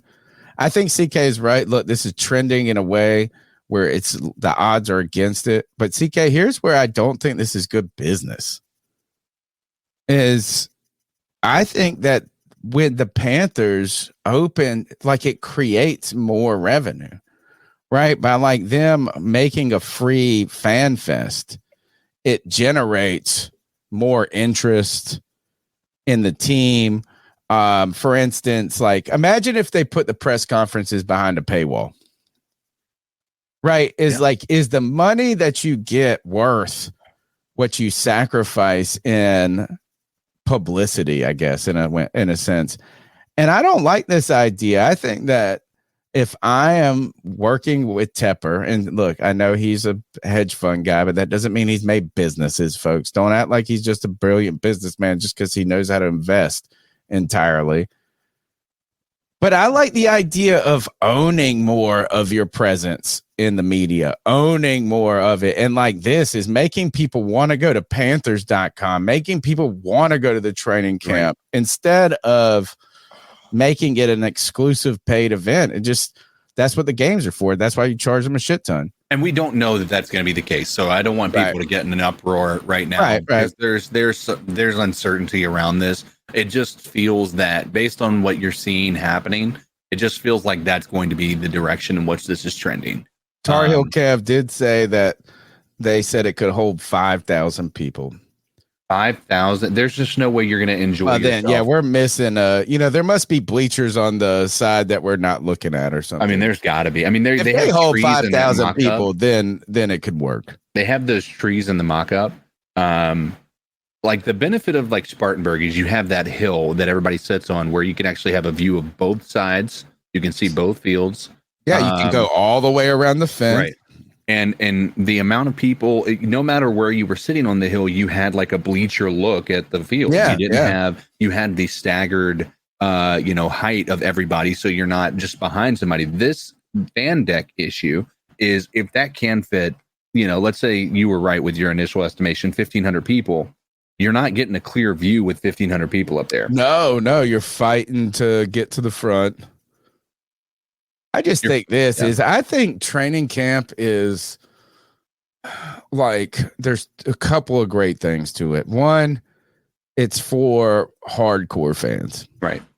It's like the people who are reading about training camp, talking about training camp. They're the people that are here watching the show on a Tuesday night in the off season. The other thing about training camp, though, is it's kind of like get to meet the team for the lay person. You know what is you're not a PSL holder. You're not going to be, you might be able to make 1 or 2 games and afford that. Do you know how many kids we saw go out to Spartanburg all the time that were never going to go to a game? Right. And to me, that's where the real value is in it. And then the third is I like the idea of generating discussion. The more the Panthers put out about training camp, the more we're interested in the team. So I think it would be a shame if, let's just see, is if it holds 5,000 people.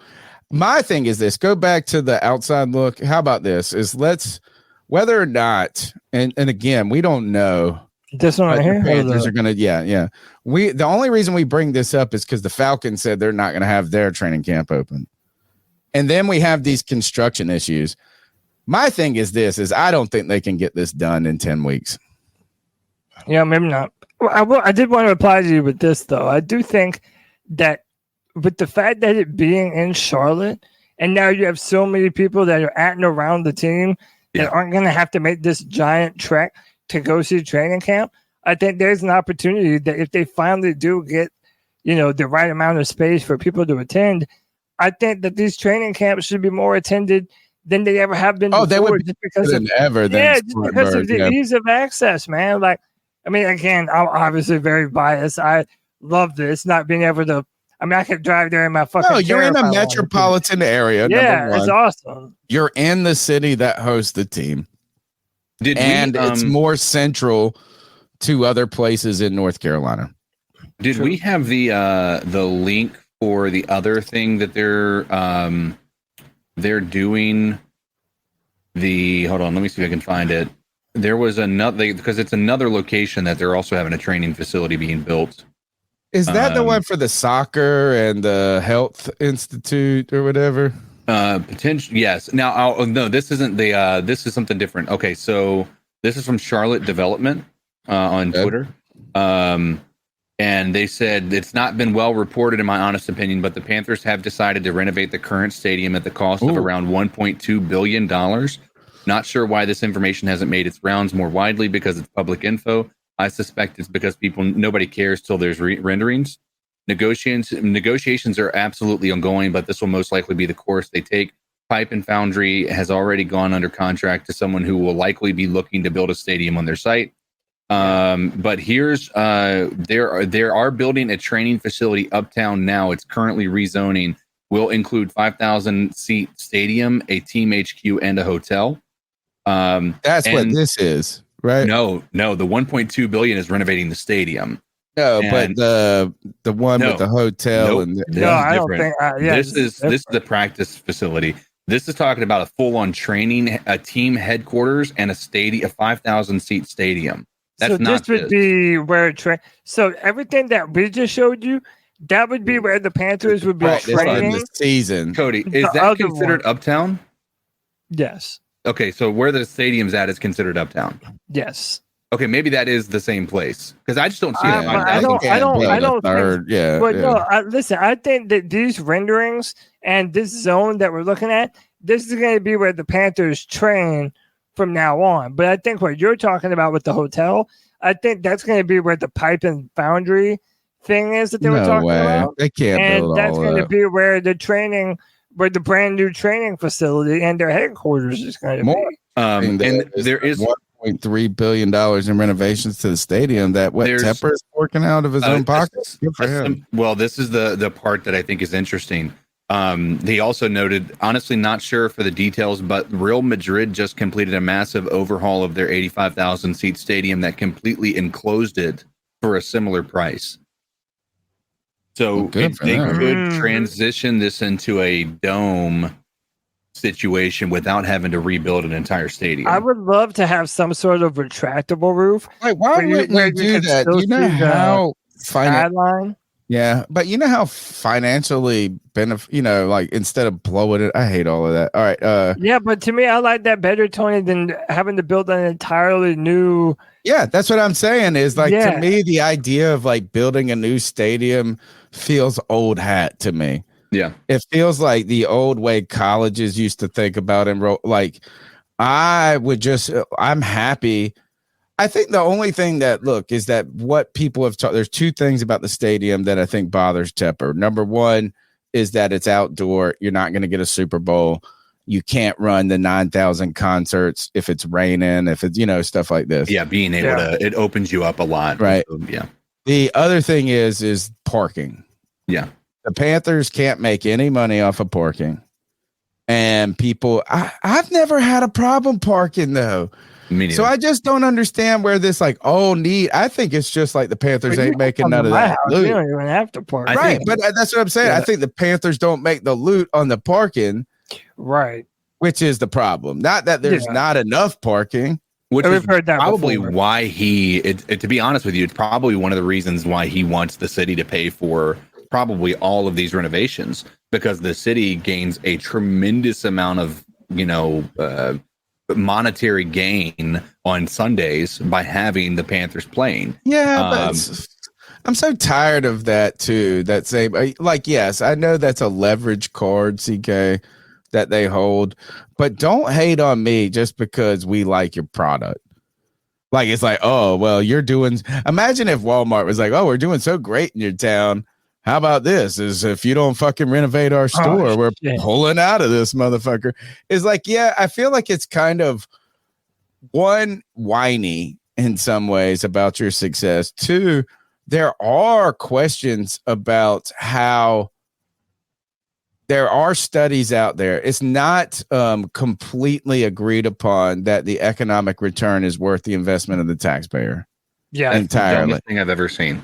Well, they say that. They say, oh, well, if you give us $3 billion, it's going to bring you back $10 billion. No, not what you were saying. No, like there are studies out there that say it's not as great as people make it out to be. Yeah. Have you ever seen John Oliver? Early in his career, he did a show about stadiums and how much they actually do or don't bring to the surrounding What areas. did he say? Yeah, but that basically the bang isn't worth the buck.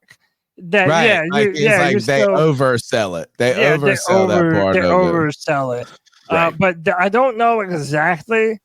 Let me see if it says in the. They're not bringing taxpayers into the base. So the roof of today's NFL game in Germany folds into the scoreboard. Nice. So is that the German stadium? Dude, imagine if the Panthers could do some shit like this. They could. They're not getting no hurricanes in Charlotte. And to still be able to have the city skyline in the back. Dude, that shit looks like an umbrella at the pool that you roll up. Dude, that's incredible. The Panthers need to do this. All right, can we take a call? Yeah, let's finish them up. All the rest of the slides are pretty. Yeah, we got to talk some NFL stuff though. Can you cover me too on this call? Yeah, go ahead. All right. Yo, what's going on, C3 family? Dude, what's up, brother? Sanford, North Carolina. Shout out to the great Tony Dunn, to the homie Cody Lack, the CK Code Dizzle, to my whole C3 Legion, D's, Kobe, Pickle, just all of y'all. Love every single one of y'all. Loving that Bryce is getting into shape, filling in and letting me know he putting that work in. Just like I said, that's part of that foundation. There's a foundation for us as a franchise to build up the greatness. And there's a franchise to him to be in that franchise quarterback. There has to be a foundation built also. And I feel like we're doing an extraordinary job and at least starting to lay some bricks. And if he's getting his body in shape, it's a beautiful thing. The man got hit with 62 sacks last year, I believe. At least he got self-awareness to realize he got to take them beats. But I wanted to say that I disagreed with my man, Coach Tissel, for a minute. I think, like, when it comes to Bryce, we was talking about, like, what drives the people and what drives a man and so forth. Sure. See, I look at it two ways as far as Bryce. Either Bryce was lying and just didn't want to see you sweat. Let you see him sweat or never let you see him sweat nothing. Or two, he could just have that Marine discipline, something I know a little bit about. But at the end of the day, you see the problem, you go to attack the problem, and you hold a certain composure, a certain bearing that you don't let them see you crack. You don't even let them know that it made you angry to a degree. Yeah. You just go out there and you be an assassin. See, the difference between him and a Kobe and a Jordan, they are very vocal people. He's not very vocal. I think he still has that desire, though. But, hey, that's all semantics at the end of the day. Yo, the longest running and the greatest Panther podcast on the YouTube streets. Hit that like and subscribe. And I love every single one of y'all. Pounding. Love you, D. Appreciate you, brother. I mean, that's a good point, CK. It's like, I hear the point you were making, but I think, different, is he going different folks, right? The other part of it is we didn't know that Michael Jordan had that mentality, right? Until the last dance. So, I mean, there is a part of it that I agree with. Like, is he going to say that? I feel as though he was really into it. Like the idea of having that mentality and what have you. So like he went pretty heavy in the paint when it came to that. So that's why I'm kind of feeling as though he meant what he said. But I mean, again, I don't know anything about what his mind actually says or anything along those lines. So yeah, his motivation, what triggers him again. It was heavily reported last year that he brought the whole team aside and was dropping F-bombs and was getting into it. Maybe some of this comes with time too. I mean, he was a rookie last year, but maybe as he continues to grow and become a leader on this football team, maybe some of those leadership abilities continue to get strengthened and he becomes a kind of leader that maybe he didn't even know that he was set to become. He's still a young man. 100%. 100%. He's played 1 year in the NFL, one season. Everybody's going to grow throughout their lives. They're going to change. They're going to evolve. And the other thing is just because they don't do it the way you want to do it isn't always a bad thing. And I go back to Ron Rivera on this. I used to be so, we were about to fire Ron Rivera in year 2. Yeah. I mean, people were coming after him. I wasn't defending him. And I would be like this. Mick Mixon would be like his arms folded over his ample chest, and like it would be interception. He'd be like, nothing. Yeah, I wanted him to go grab somebody by the face mask and yell at him because that's what I wanted to do at that moment. But then Ron's leadership turned out to, show its real colors in other times. Right. And we heard Jonathan Stewart on this podcast come on and talk about like how everybody stopped believing in them in that 2014 season. And they went on that run and we saw Ron can fucking peel the paint off some walls. But I think it's also it's like you don't do it on the field, but in the locker room, them motherfuckers. Yeah, but just like related to that question though, it took 3 years to get Riverboat Ron. Well, look, Ron never really existed. I hate to tell y'all, Riverboat Ron never really existed. By your own words, after season 2, everybody was pretty much out on Ron. That 2013 squad, where they were going for it, and that defense was so badass, it birthed that persona, whether you believe it or not. It birthed a persona that stayed on Ron for the rest of his time here. I think that Bryce Young, in his own leadership ability, can do that same kind of thing and become known as Mr. Clutch. Man, fuck, I don't know something. Was never a real thing, folks. They said that name because he went for it a couple of times. Yes, is on the hot seat. Yeah, he only did that because he was about to get fired if they lost another game. You want to call if you believe Riverboat Ron existed, it existed out of necessity, not out of choice. Like he didn't change. He just was like, oh shit, if we don't win now, we ain't gonna be here tomorrow. We ain't gonna have a job tomorrow. Go back to that Saints game. Was it 2014?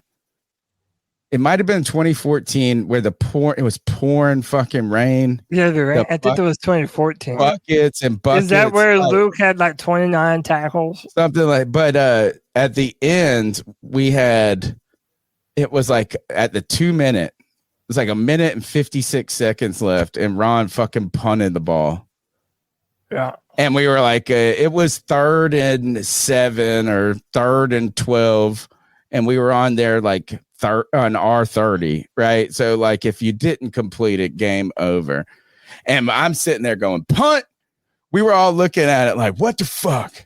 And then that defense stuffed him. Cam Newton hits that touchdown to Nixon. What was that guy's name? They show it all the time. But like it was like that's not Riverboat. You ain't a fucking gambler if you punt the ball with under 2 minutes and you're down by 6. Right. I actually like Ron though. I respect him as a coach.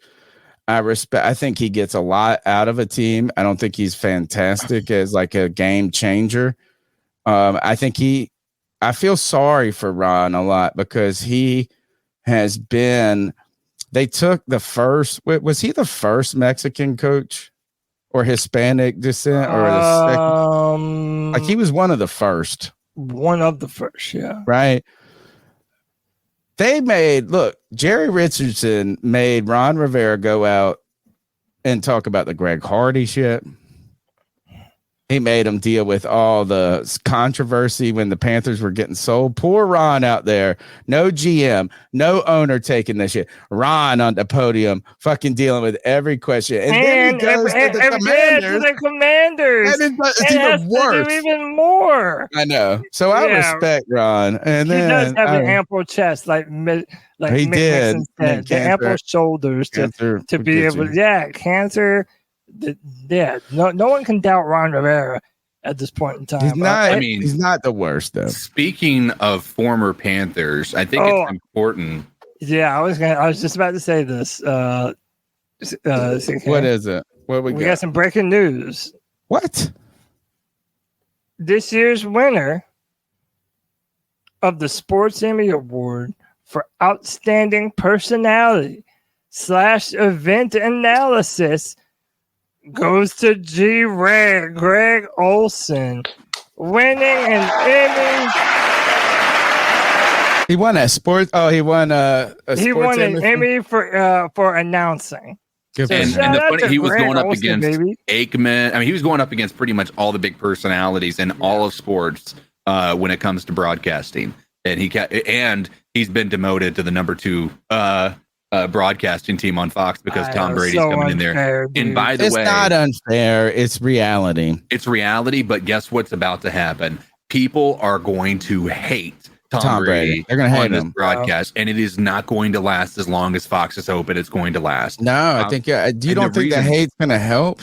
Oh no, dude! Just hate helps ratings. It doesn't help ratings at all. Like, you don't think so? No. The game itself helps ratings, but people are going to get like to the point. Like, people loved Romo at first, and it's starting to get kind of worn off. They're tired of him, right? But I mean, he's still there. He's not to the same level. The reason I say this is, I know that it's a different situation, but I watched the roast of Tom Brady, and Tom Brady is not entertaining to watch.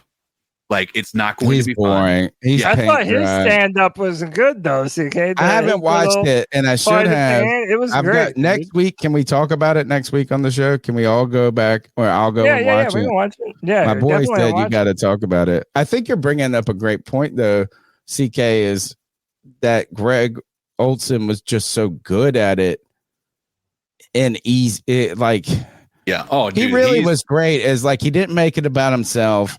It was football. It was knowledgeable about football. Right. It was I love John Madden. I know people think he's goofy and stuff like this, and I like some of the goofy. Obviously, I like David Newton, but what I liked about John Madden is 30 years ago he was helping us learn about football.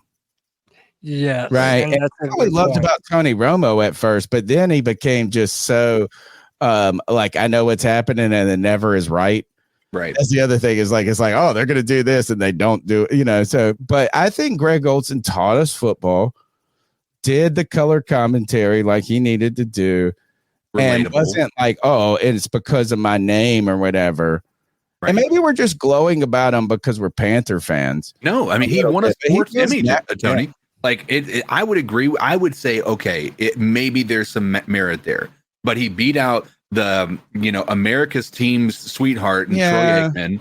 He beat out. Everybody's tired of Troy Aikman, though. Well, I think that CK makes a good point, though. It's your ability to actually bring something to the table. Like, if Tom Brady comes out and is just vanilla, and the only interesting thing about him being on the broadcast is that it's Tom Brady on the broadcast, then it's going to get old really soon. I don't think he's as boring as you said. Have you ever heard him on Westward One? He comes on every Monday Night Football. He would go on Westward One and do a radio interview at halftime when he wasn't playing on Monday night. Right. And he's not boring. He's not over like and I think it's this. I think he'll be fine. But here's where I would say, in my opinion, that Fox is making the mistake. Fine, put Tom Brady in there if you feel like it's going to help. Who the hell needs the other guy? I don't even remember his name. What other guy? The guy that is going to be teamed up with Tom Brady now. Well, you have to have a play-by-play guy, though. Yeah, you have a guy that does 3rd and 10. It's this and that, and then you have the other guy that can explain. And being a play-by-play guy is its own talent. I don't like the idea. Look, I love Greg Olson. I think he deserved this award. I think he was phenomenal.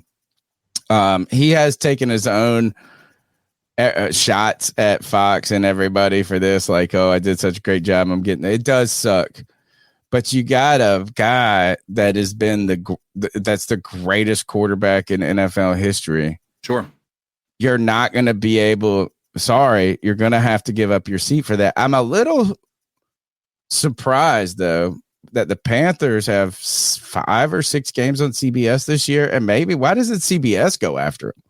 I mean, I wouldn't be surprised if they don't. I would. But they're the ones that have Tony Romo. They have a bunch of people. Yeah, but you don't have to make somebody the number one. You could pay them good money. That too is like he's an NFC guy, though. That's why he doesn't work on CBS. I'm going to throw this out there.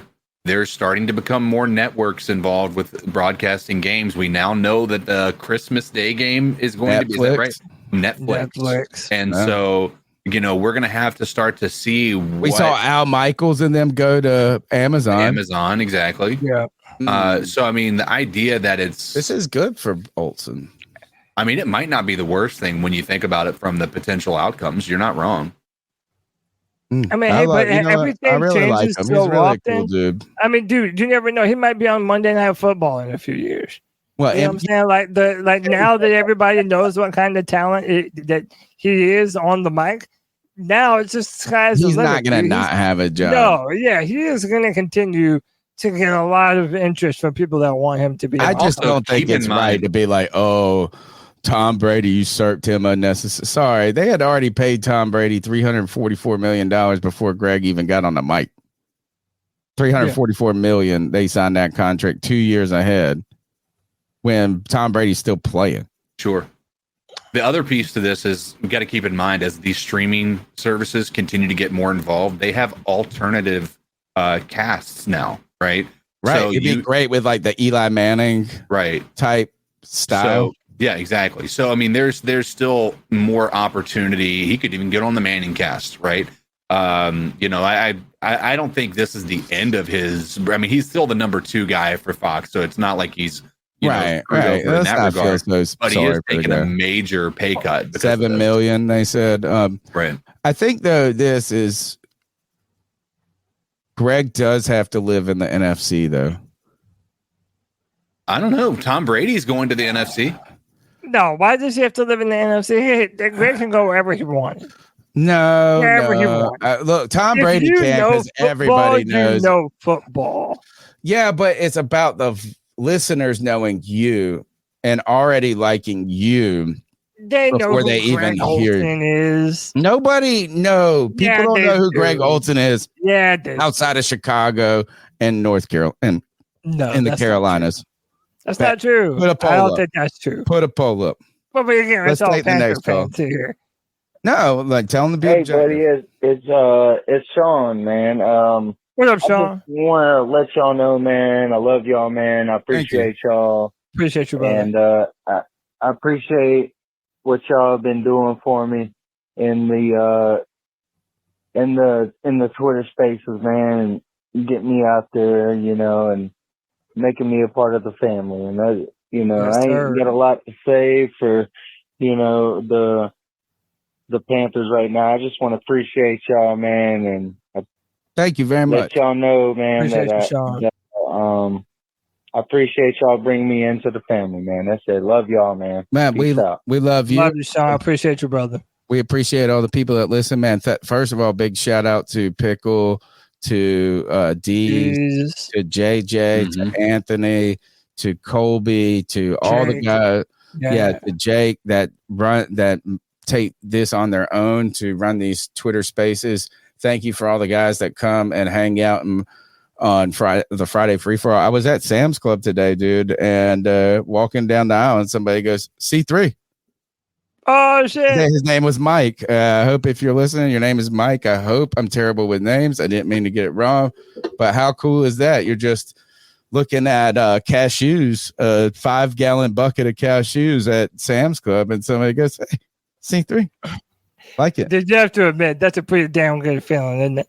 Yeah, it's nice. It's nice. It's All pretty good. I enjoy it. Next call. Yep. We don't have. Well, we have 4 or 5 more.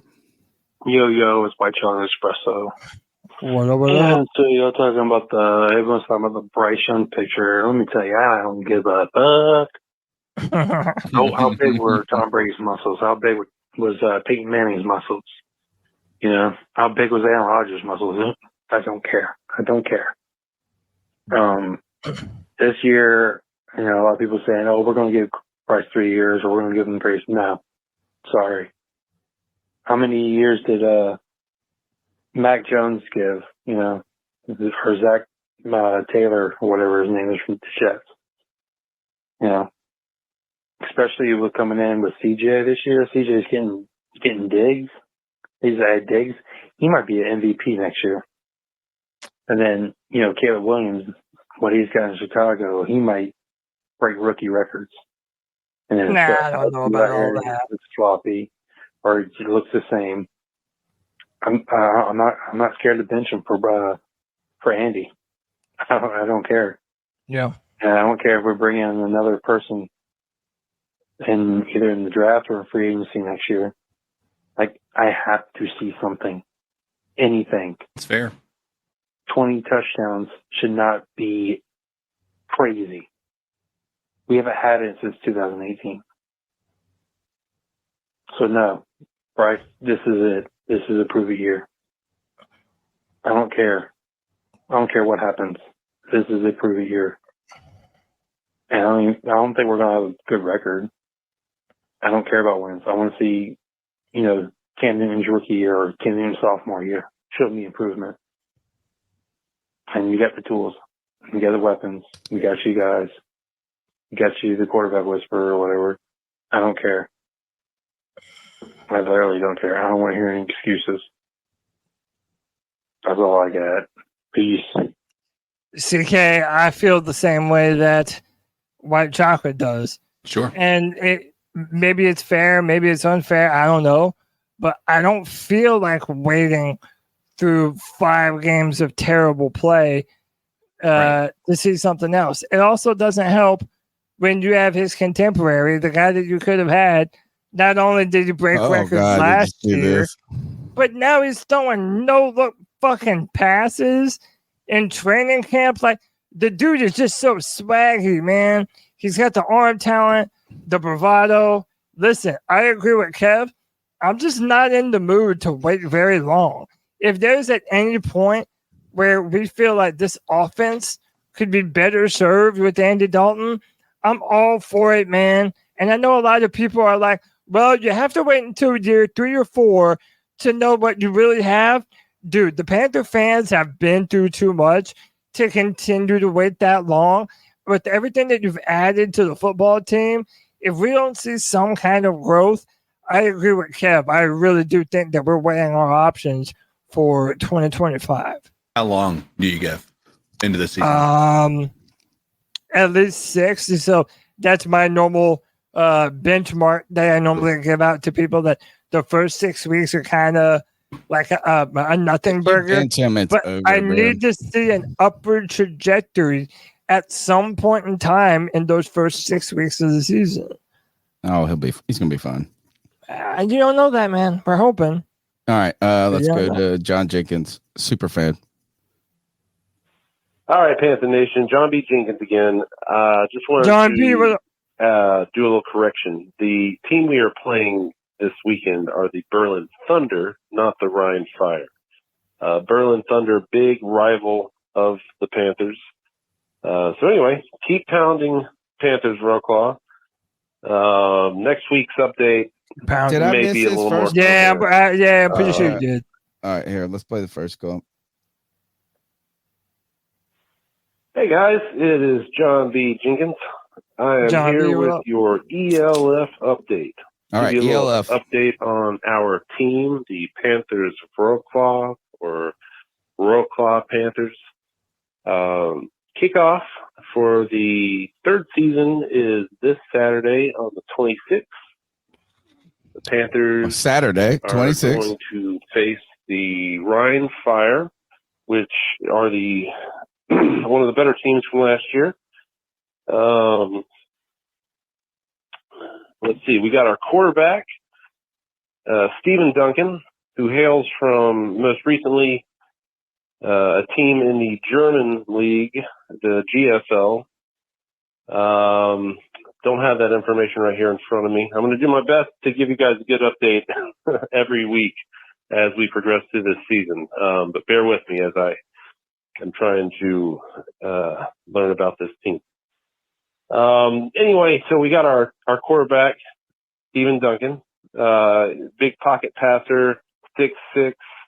I think he had 66 touchdowns and only 8 interceptions last year in the GFL. And then the running back I was telling you, number 22, David Brzezowski, I believe is his name, basically was one of the most outstanding players in the league last year. and it's definitely one of the top running backs in the league. We've got a wide receiver who's an American named Matt Cole. I believe he played at Illinois. He played in the CFL, but we've got some good hands out there for Stephen Duncan to throw to. And then we have a great linebacker named A.J. Wentland. He is going to be our Luke Kuechly this season. Anyway, let's cheer for the Panthers. Wroclaw. Keep pounding Wroclaw. I love this update. Please keep bringing it. Watching you. And Will you send me a message on Saturday to Carolina Panthers find this on some C3 stream? Podcast. All right, Love you guys. He's got one more. Love you, buddy. Follow up. All right, Panther Nation. John B. Jenkins again. Just wanted to do a little correction. The team we are playing this weekend are the Berlin Thunder, not the Rhine Fire. Berlin Thunder, big rival of the Panthers. So anyway, keep pounding Panthers, Wroclaw. Next week's update may be a little more coherent. My second hop, drop, and roll. So keep pounding NODA and keep pounding Carolina Panthers and C3. Keep pounding, baby. I went and worked out today, and then on the way home, I had to go to Lowe's. Then I went to Sam's Club where I saw Mike Dupree, who's in the chat. I got his name right. Yeah, man. Awesome. Made me feel great. Love that you even introduced yourself to me. Then I went to Lowe's Food. They just opened a Lowe's Food here, and it's got the beer garden. So I had wait, Lowe's, the home improvement store, has a food? No, I went to Lowe's home improvement store. Yeah. Got caulk for painting stuff. You got what? Then I went to Sam's Club, but then we have a Lowe's Food, which is a grocery store. Oh, okay. And they have a beer garden there. A couple of things is Carl Van, who has probably been suspended on Twitter more than anybody that I know. Don't be so soft, man. You little snowflakey ass. Be like, oh, I got my feelings hurt. And last, Carl, it was funny that you said that there's no more saliva left. That was funny. And no, he didn't say that Luke, this guy was going to be the next Luke. He's saying he's the little Luke Kuechly of the European. The Wroclaw Panthers. Oh, yeah. It's like a European counterpart. Yeah. So we're watching EFL this year, and we've got a Polish team we're cheering for, our sister team. All right, we got two more calls and a lot more to talk about. Strong Espresso again. I had to call back because what Cody said about this defense he's worried about. And Tony, you said, expect 27 points per on every time. I don't get it. Like, I see this defense as an upgrade from last year. Okay. I mean, get J.C. Horn back. And if you put some, bring up the weights. Bring up the weights. Last year. Get him back. He hinted today at Gilmore coming, and we got room for one more Gamecock. That's what he said. That's the only reason he's saying that shit, dude. We lose Brian Burns, but it sounds like a porno. He wasn't that big of a difference maker last year for us. Get Clowney in. He could probably do the same thing that Brian Burns did last year, but even better because he can stop the run. We got another better guy than YGM. We got Wanham, from Minnesota. He's clearly an upgrade from YGM. And a linebacker, we get Shaq Thompson back. He might not be wrong. And we get another linebacker in the draft. He might not be wrong. Like I don't comprehend. And Derek Brown, too. Like I don't comprehend. How about this? If our defense gets better, like I don't understand why you're worried about this defense.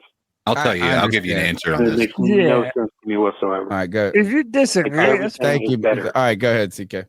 I mean, we've been stating it from the get-go that this defense was full scope last year. Right? They did the best with what they had, but the reality is they didn't get run. Like they weren't passing against this team.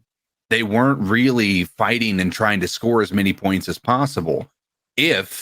And this is a big if a team has to do that, this team improves on the offense, we are going to see a drastically different outcome for this defense. That's the fear. And that's why I think Cody has the right to be a little bit concerned about what's going to happen. We did not get tested as a defense. And when we did get tested, we didn't hold up a lot, right? When they were just running the ball down our throats and we knew they were going to run the ball down our throats, we couldn't stop it. Like, we couldn't. We had one of the worst when it comes to, it was terrible. That defense was not good. We all right. The opportunities we actually had to rush the passer, we didn't do it. You might be right. Brian Burns was a contributing factor to that. He wasn't getting home. I also would have to argue that means that none of the other people we still have on this team that we're going to be relying on were getting home. But we don't have any of those, is his point anymore. It's like we are. Well, I think his point is this, and I think it might be a fair one, is that if you weren't that good last year, that these additions, you might have fallen into a defense that is just as, like, accidentally stepped into a defense that's as capable, is what his argument is. My argument against him would be this, is that if the defense does turn out to be anywhere decent, it's by accident because we put all of our energy into the offense. Or if Jero Vero is just a beast and he can make a 5-course meal out of a peanut butter and jelly sandwich. Secondary, dude. JC Horn. Well, but this is where I would respond. And again, so we're talking about JC Horn is hitting the weights after missing more games than he played in his first 3 seasons because of injury. JC Horn figured it was time to shake up his offseason routine. Wow, what a concept, huh? About time. So the 24-year-old corner did more weightlifting over the winter, similar to his regimen when he was in South Carolina, in the hope it'll help keep him healthy. He tried anything at this point. That's what he's just whatever. Again, if you were doing it in college, why haven't you been doing it here in the NFL? I think he was probably working on agility, all these other things. Right. Whenever you saw these videos of guys coming off an injury, and now they're real popular, but the one that I remember is John Beeson. John Beeson's coming off was it an ACL? I think it was a knee injury. Maybe it was Achilles. I can't remember. Somebody tell me what the Beeson injury was. But he had this video where he was like training in the sand, running up these dunes with these fucking these stretch bands. And you're like, oh shit, look, his muscles are about to explode out of his fucking body. He looks great. And he was hurt right away. Remember when we saw CMC and he was working out, doing all this fucking crazy? It's almost like they pushed their body too hard. Yeah, they're overcompensating, trying to make sure that they're stronger. Right. And I don't know. I don't give a shit about JC Horn, period. No offense. It's like this. Until that mug plays for more than 6 games straight, I'm tired. I'm whatever. I hope he's fair great. Take on that. I will say that. I mean, it's fair to feel that way. I also will say that my argument against not, having any confidence in him is that when he is on the field, the dude is a very good cornerback. Yeah, we've heard that a billion times. And I don't disagree with it. It's kind of like me and iPhones, man. Look, I recognize that the iPhone is the superior machine. It's got the best tech. Everything works perfectly, this and that. I get that. I'm not disputing that. The thing I don't like about iPhones is this. They cost $2,000. I mean, they're fucking insanely expensive. And then once you get one toe in the iPhone, in the Apple universe, you got to have everything. You got to have an Apple computer. You got to have an Apple, it's like you just fall. Right. I'm not falling for it. So, yeah, JC Horn is an Apple iPhone. I get it. When he got it, it works great. But I ain't seen him. You should have said he's like a BMW. He drives well, but the upkeep is crazy expensive. I just feel like he's had some bad luck, bro. Injuries, a lot of this is bad luck. It's bad luck. It's bad luck. If he didn't have bad luck, he wouldn't have any luck at all. Sure. But that's definitely true at this point. But listen, when it comes to everything that Kev was talking about, thanks to Christian Hunt for the $2. It's TBK. Thank you very much. Boycotting his games. Proud of Olsen. Thank you, Christian. Sponsored by Christian Hunt. But listen, let's take this at all 3 levels of the defense, right? On the defensive line, you bring in Jadeveon Clowney and EJ Wanham, both from South Carolina. No wonder Kev loves them. Both of them. Wanham played at South Carolina. Yeah, both of them are South. So, but listen. But is it a wash? Is it a decline or is it a wash? Basically. Also, look at what happened last year. I think his point that's a wash. We brought in Justin Houston. Oh, don't say that. Nobody believes that. How do you not compare them? Jadeveon Clowney came from the Ravens and had 9 sacks. Justin Houston came from the Ravens and had 10 sacks. So, did he have 10 sacks the year before? Yes. So, no way. Yes, he fucking did. Okay. So what I'm saying is, I would just say pound for pound. Clowney is a player come from literally the same football team and come in and then fall off a cliff. And we know that Jadeveon has had his injury history as well. I'm not 100% sold on the edge rushers. Now, move to the linebacking core. I think we're a little bit long in the tooth at linebacking core. Shaq Thompson is older. We know that. Josie Jewell, an older football player. You drafted some young guys, but we really don't know 100% what their game is at this point. Then we go to the backfield. Tony, you already mentioned, right now, until J.C. Horn does something with his career, it's a nothing burger. What's scary, though? I don't know who else is on the fucking team. That's what I'm saying. I don't even know one name. I know you're going to say Dawson or some whatever that we keep, I don't know one player. Yeah. I don't even have CJ Henderson to talk about. No, that's what I'm saying. We have no idea who cornerback 2 is.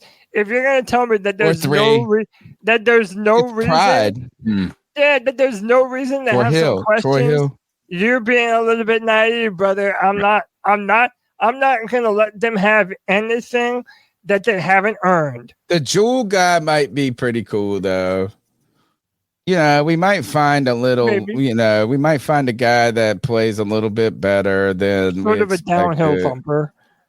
Shaq is older. I think what is that it might surprisingly be about the same defense.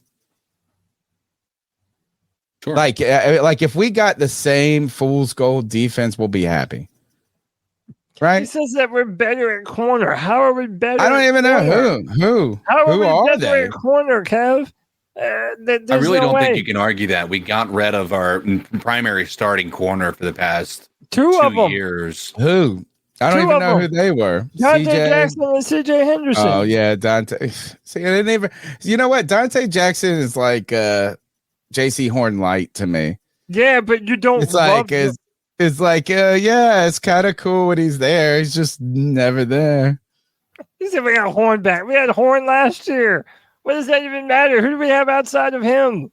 Bro, the problem is we don't. One receiver, bro. I like what the Panthers did with the 5th-year option with JC Horn. Is that we're not going to pay you if you just have one good season. We'll franchise tag you and we'll talk about it the next year. Of course, Carl thinks they're better at corner. And I don't know. Somebody tell me who the other corner is. I don't care if you want to. I'm not arguing that we're better or worse. Can somebody just tell me the names right now? What is the secondary? Can we name them? JC Horn. Wasn't it like Dawson or something? Didn't we get this guy? Like they say, if you get this guy, they might try to work him. You got Troy Hill. You got Jamie Robinson, who didn't play at all last year, so I don't know what he's going to do. Who are our safeties? I don't know the secondary. So who are these people? I don't know who they are. This is the depth chart on our lads. So right now, at corner, right now we have our starters are listed as JC Horn and Dane Jackson. That's the guy. See, I said Dawson. Dane Jackson. Okay. All right. So somebody that nobody knows. DiCaprio Boodle. It's like, what are we doing here? You know what? Maybe they're not wrong. Maybe it's better because it's addition by subtraction in some ways. But you can't with confidence How about this? Is Sam if we Franklin? don't sign Stephon Gilmore, I'm worried. I'm legit worried if Carolina doesn't sign Stephon Gilmore. Read these names. Scroll up a little bit more. I don't want to look at the offense. Look at just the scroll down a little more. Excuse me. All right. So we got Derek Brown, Shad Tuttle, A'Shawn Robinson. Think about the names you know on this. You know A'Shawn Robinson. We've heard, like, if you're not a Panther fan, you've never heard of Shad Tuttle unless you're a Saints fan. No. Right. You've heard of A'Shawn Robinson. You've heard of Jadeveon Clowney. Maybe you've heard of Derek Brown. I mean, you should have, but Wadham, Flyer. No one knew who DJ Wadham was before last year. Nah, yeah. Xavier Woods. Well, you know what? I like him. He's okay. Caleb Vaughn. How about this? Imagine getting an injury in that. That's what I do, Tony. That's what I'm saying. And why is Sam Franklin behind Jamie Robinson? He should be ahead of Jamie. Knowing how bad our turf is and how prevalent injuries are. Oh, stop. Dude, how prevalent injuries are to man. No, it happens in Carolina. They don't care about it. They don't care about it. Every other game, we're getting fucking hurt at Bank of America. Oh, God, stop with that. Why would you feel comfortable with any of those dudes, even if you do like the starters? Why would you feel comfortable with them staying healthy all season? How? I do understand White Chocolate, my bastard son's position is that, like, it's not like he called Burnt Chicken Jackson and Henderson. You like more. You're right. They weren't good. Right. So I guess the argument is like, at least we don't have them. Right. That's such a dumb argument. Jordan Fuller, I mean, no, it's not a dumb. It's just this. This is like a replacement squad, right? Better the devil you know than the devil you don't. I don't agree with that. No, but we have no idea what is on. Okay, say what you want about Jackson Henderson. This defense gonna get fucking torched, bro. We have no idea what we're getting in any of these guys, other than J.C. Horn if he's healthy. Bro, this defense, man, if this defense is any good, Evero is going to be able to name his price. Dude, he will be next year. Look at the second line of players. That's what I'm saying. You got Chason, who is a failed player. Yep. You've got Trevin Wallace, Claudine Shearless. Poor ass fucking Evero got to walk in and be like, he got to make chicken salad out of chicken shit. This defense, it's worrisome. It's worrisome, man. The numbers, yeah, it is. The number's 252-228-5098. We got 2 calls left, but still a lot of football to talk. And really. Yeah, well, I want to talk about some of the news. Not a lot, everybody. It's me, C-Dog, 1983 TV. C-Dog. And whenever you come in here, make sure you hit the like button. Make sure you subscribe to this great content. You boys go live every Tuesday, go live every Friday. You got the game simulation on Saturday. They go live as the game during the season. But real quick, hope everybody doing okay today. But man, I really don't care about Bryce. Lifting weights. He should have been lifting weights in college. They're talking about he throwing darts and practicing all this, all this crazy stuff. I'll just wait and see. Sure. In a regular game, when it matters, I really had no confidence in Bryce Young. I have nothing against him. I think he's too small to play quarterback in the NFL. Then he doesn't have the arm strength. He's slow. But we'll see what Canales can do with him. Only good thing is, to know is Bryce Young is on the clock this year. If you don't do good, you can move on from him and get our franchise quarterback. With that being said, with Tom Brady, first of all, man, fuck the Patriots, fuck Tom Brady.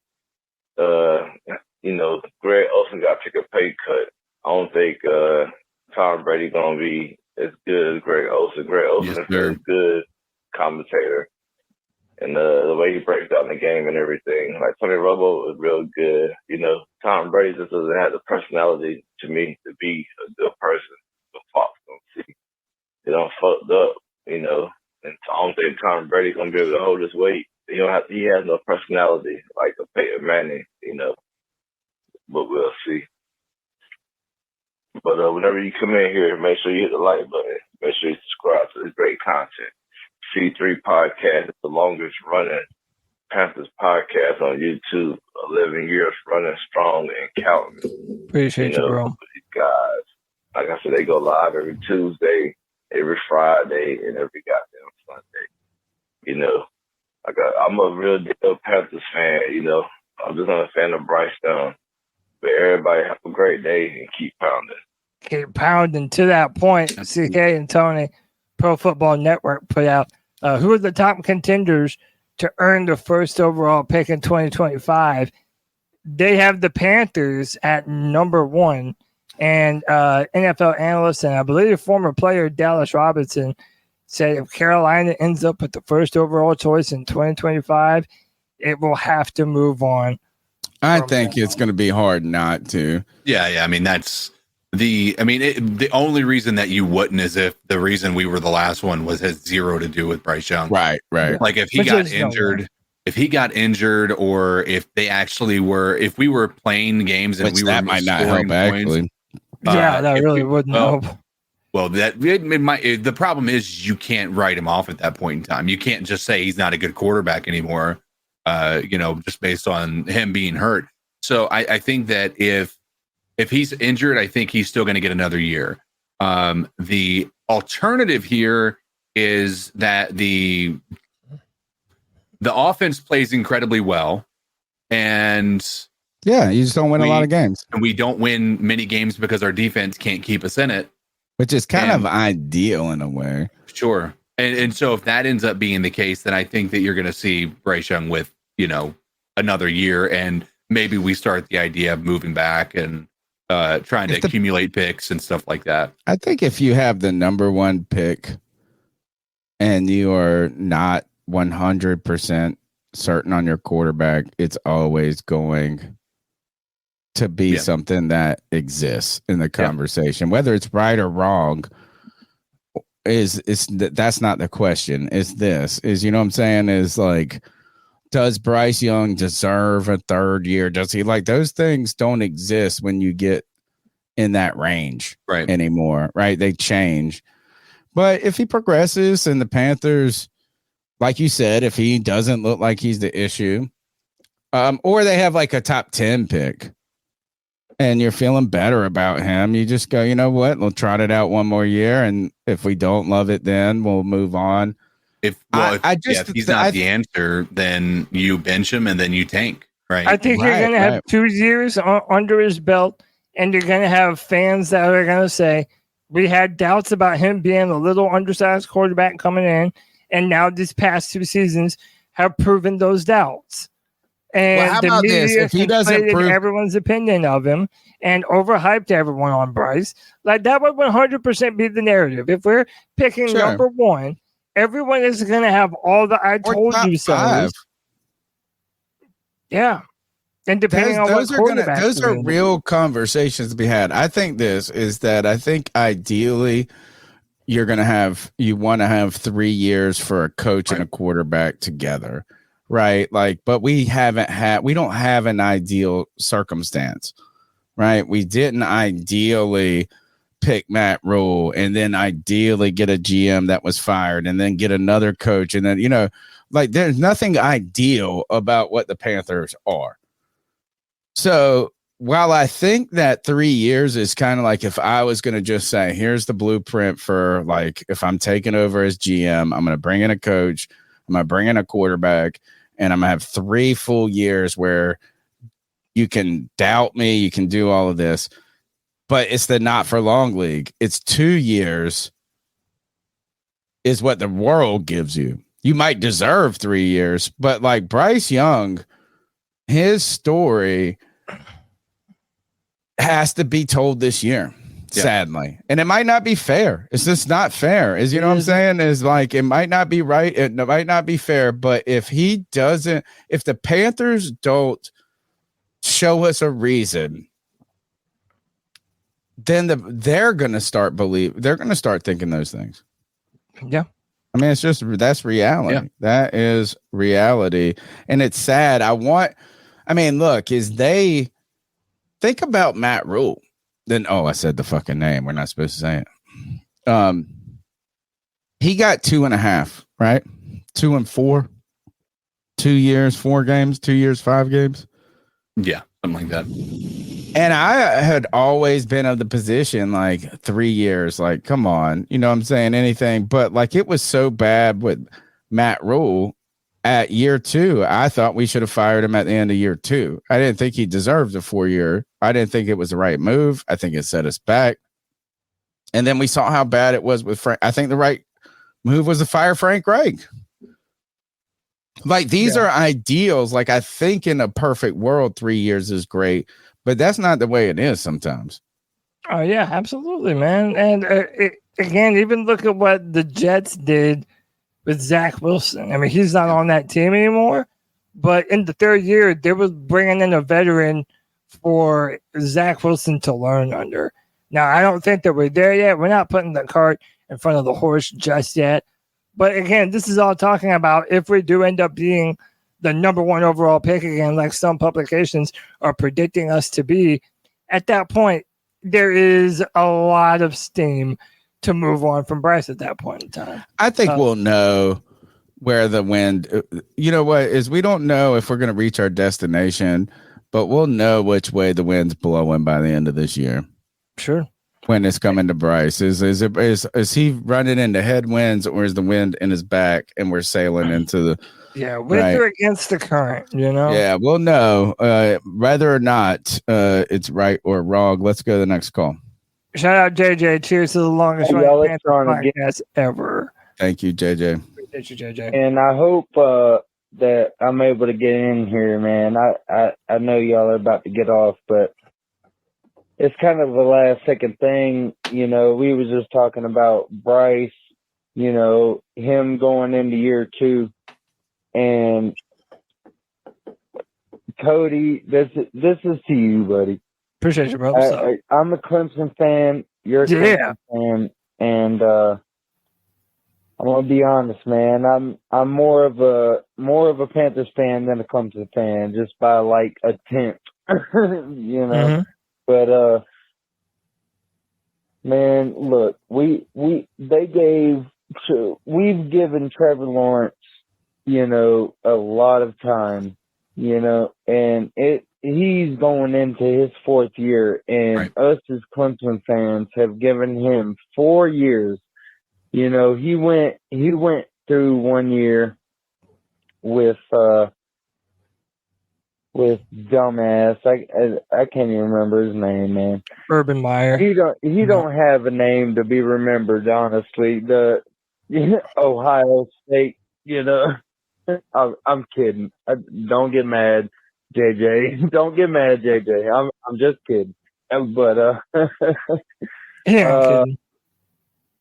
no, man. I think we need to give Bryce, you know, the same grace as us Clemson fans have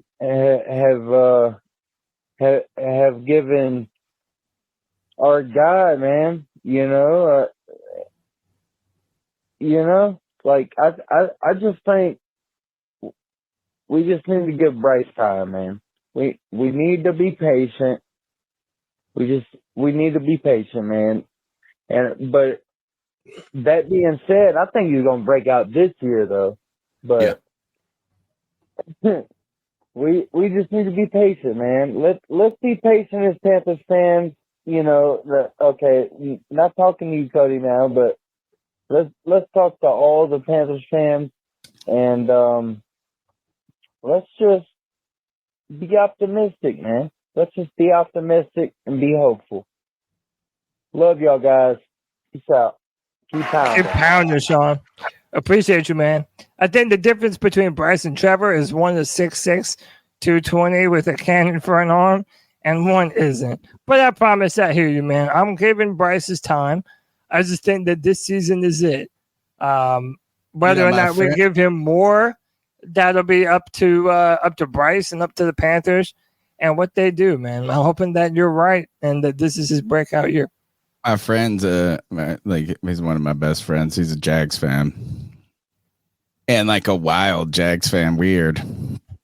Like when you meet yeah, well, kind of like us in there, They say for sure they say that about us too. But he's by himself, that's the thing, is like, but he doesn't like Trevor. And he's like, and I love him. Yeah, he's not from Greenville. But he owns by the way, Takeoff. If you're in the Greenville area, go to Takeoff Fitness. Save your life. He hates Trevor? Well, I'm going to say hates. He doesn't like him. He doesn't think he's the savior. He's underwhelmed, because of, I guess, again, the high expectation you have and what you get. He loves Minshew still, which I love. He's like one of my people. No wonder you like this fucking guy. Come on. But his thing is, and he is a black Adonis, right? 2% body. He's fucking like in best of shape. He's awesome. He saved my life. He really, literally saved my life physically in so many ways. But former student of mine. But he always says this: if Trevor was black, he wouldn't have had this long of a leash. I do not think that Trevor Lawrence. I don't think he's has been as bad as that dude is making him out. No, he's not saying he's terrible, but I think this. I do think, and I don't think he's right, but I think there is an air of something to it, right? As I don't think it's just like if he was black, we wouldn't like if he was the top. The thing is everybody sold us as Trevor Lawrence being a can't miss. Close to as Andrew Luck, I guess, as you could get, but different. And he hasn't delivered. He's just saying this is that the media, Jags fans in the world have been willing to say, he's fought through injury. Like he's just saying this is that if it was somebody else, he doesn't, and I think there's some truth to it, but I don't think it's like all the truth. Right. But he's a Jags fan saying this, which I love it. I mean, they're going to pay him. They're going to pay him probably before the start of the season. It's probably going to be around $50 million per year. And you can say that he's not deserved it or what have you. He's been to the playoff. He's won a playoff game. That's something that not too many Jaguars quarterbacks can say. I think that he's easily the best quarterback of his draft class. That 2000, I believe. What was that, Trevor? 21. That's 2021. That's a softball. Yeah, but it's easy. But I'm saying it's the truth. Justin Fields, Zach Wilson, Trey Lance, like most of those dudes have been bust. Yeah, but he was also head and shoulders above those guys. Like the gap between him and those dudes was like monumental. He better be the best. If the Jaguars are ever going to be competitive, it's going to be because of Trevor Lawrence. He's like, look, is JJ I like that JJ found that funny. When I say he's like Clowney, is like everybody told us that he's going to like might as well give him the gold jacket. Like go ahead and give him the gold jacket before he even plays. And they're good. They're just. Now, there is this one video floating around of Trevor of almost touchdowns. And it's insane. And you're like, holy shit. But at the same time, they weren't touchdowns. Right. Listen, it's okay to say you're underwhelmed compared to what you were promised. I think Panther fans feel the same way about what we wanted to trade 2 years of draft picks for Trevor Lawrence. Dude, yeah, I would fucking rather have Trevor Lawrence. No, I'm not saying that. Not what I'm asking you. I'm not saying that. I'm just saying this. This is somebody who thought Trevor Lawrence was worth, and then actually, no, you didn't say 2. You said this is 1 entire year of draft picks. Yeah, 1 entire year of draft picks. I'm not asking you if you would still do that. That's not what I'm asking. But from a person who was of that veracity of an opinion of wanting him, Aren't you also underwhelmed a little bit by, or not a little bit? Aren't you? You can't look at me and say that his career in the NFL has been over. It's whelming at best. Yeah, listen, it is 100% fair to say that based off of the hype of what he was billed as coming out of college, as you mentioned, the next Andrew Luck type of player. Yeah, you can be disappointed compared to that. But there's also a lot of people calling Justin Herbert a mid-tier quarterback now. And the fact of the matter is that if any of these general managers or most of them had an opportunity to get a quarterback like Trevor Lawrence or Justin Herbert, they would jump at it in a fucking heartbeat. People said the same thing about your boy in Buffalo. And Trevor's already talking about wanting to take the Tom Brady route and take less money so that way the team can build around him. Like, hey, dude. I mean, I don't dislike him. I'm just saying this is like, it's kind of like what we're going to be with Bryce. Not all you get to go back and say he's 6'5". He can throw a missile. Sadly, we don't have that for Bryce Young. Right? Is like the hype was there, all of this, and Trevor Lawrence with all the tools has been whelming at best. Poor Bryce. Never mind. Go ahead, CK. I mean, my issue with the reason that the Trevor Lawrence is more than just a disappointment, and the concern that I would have for the Jags if I'm a Jags fan, is Trevor Lawrence hasn't been a difference maker. Like, he's had weapons. What I mean by that is they've made it to the playoffs. They lost because of the actions of his, like, I'm not saying it was all him. He's but boomer he bust a little, isn't he? Right. And so they're always going to be, it just doesn't feel like Trevor Lawrence has the ability to push them over the edge and be a championship caliber team. Right. And the reason that that's a concern if you're a Jags fan is because you're consistently going to live in 8, 9, 10 win seasons and never make it to the Super Bowl. And you're going to have to pay a quarterback who hasn't really done anything for your team up to that point, an amount that he may take less, but he's not taking that much less. Yeah, I agree. I would say this is I think the expectations for him should be way higher than they are for Bryce. Yeah. I agree. And not that, look, again, every number one pick is either elite or a bust. There's no in between. Sure. But there is no falling back on he's undersized. There was a risk. If anything, I guess the risk is that he doesn't play out of a pro style offense. Right? Isn't that the everything out of shotgun? Yeah, with Trevor in college? Yeah. That was the risk. Is like that. That's not his bread and butter. Kind of like the Herbert.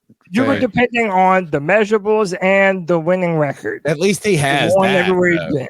And to be honest, Bryce had that same thing, and that he had a winning record everywhere that he had ever played before. Now, he didn't win a national title like Trevor did. But he was sort of balling. And he won a Heisman, and Trevor didn't. So Trevor didn't win a Heisman? Didn't he win 2 fucking championships? He was second place his final year. Was it Joe Burrow? 2 years ago? No, it was. Yeah, you can't beat. No, Joe it was Burrow the year. It was the year after Burrow. Who won the Heisman the year after Burrow? Oh, who would have been? It wasn't Herbert. I mean, it wasn't Fields, was it? It might. Hold on. No way. It might have been Bryce. Yeah, was it Bryce? Did we hear a call from Anthony tonight? No. Okay. It wasn't. I don't think. Maybe I don't think. All right, Anthony, hold on. We're going to you after this call. That was when Devonta Smith won the Heisman. That's it. The receiver from Alabama. He was his bananas whenever. He was gonna have 2 awards now.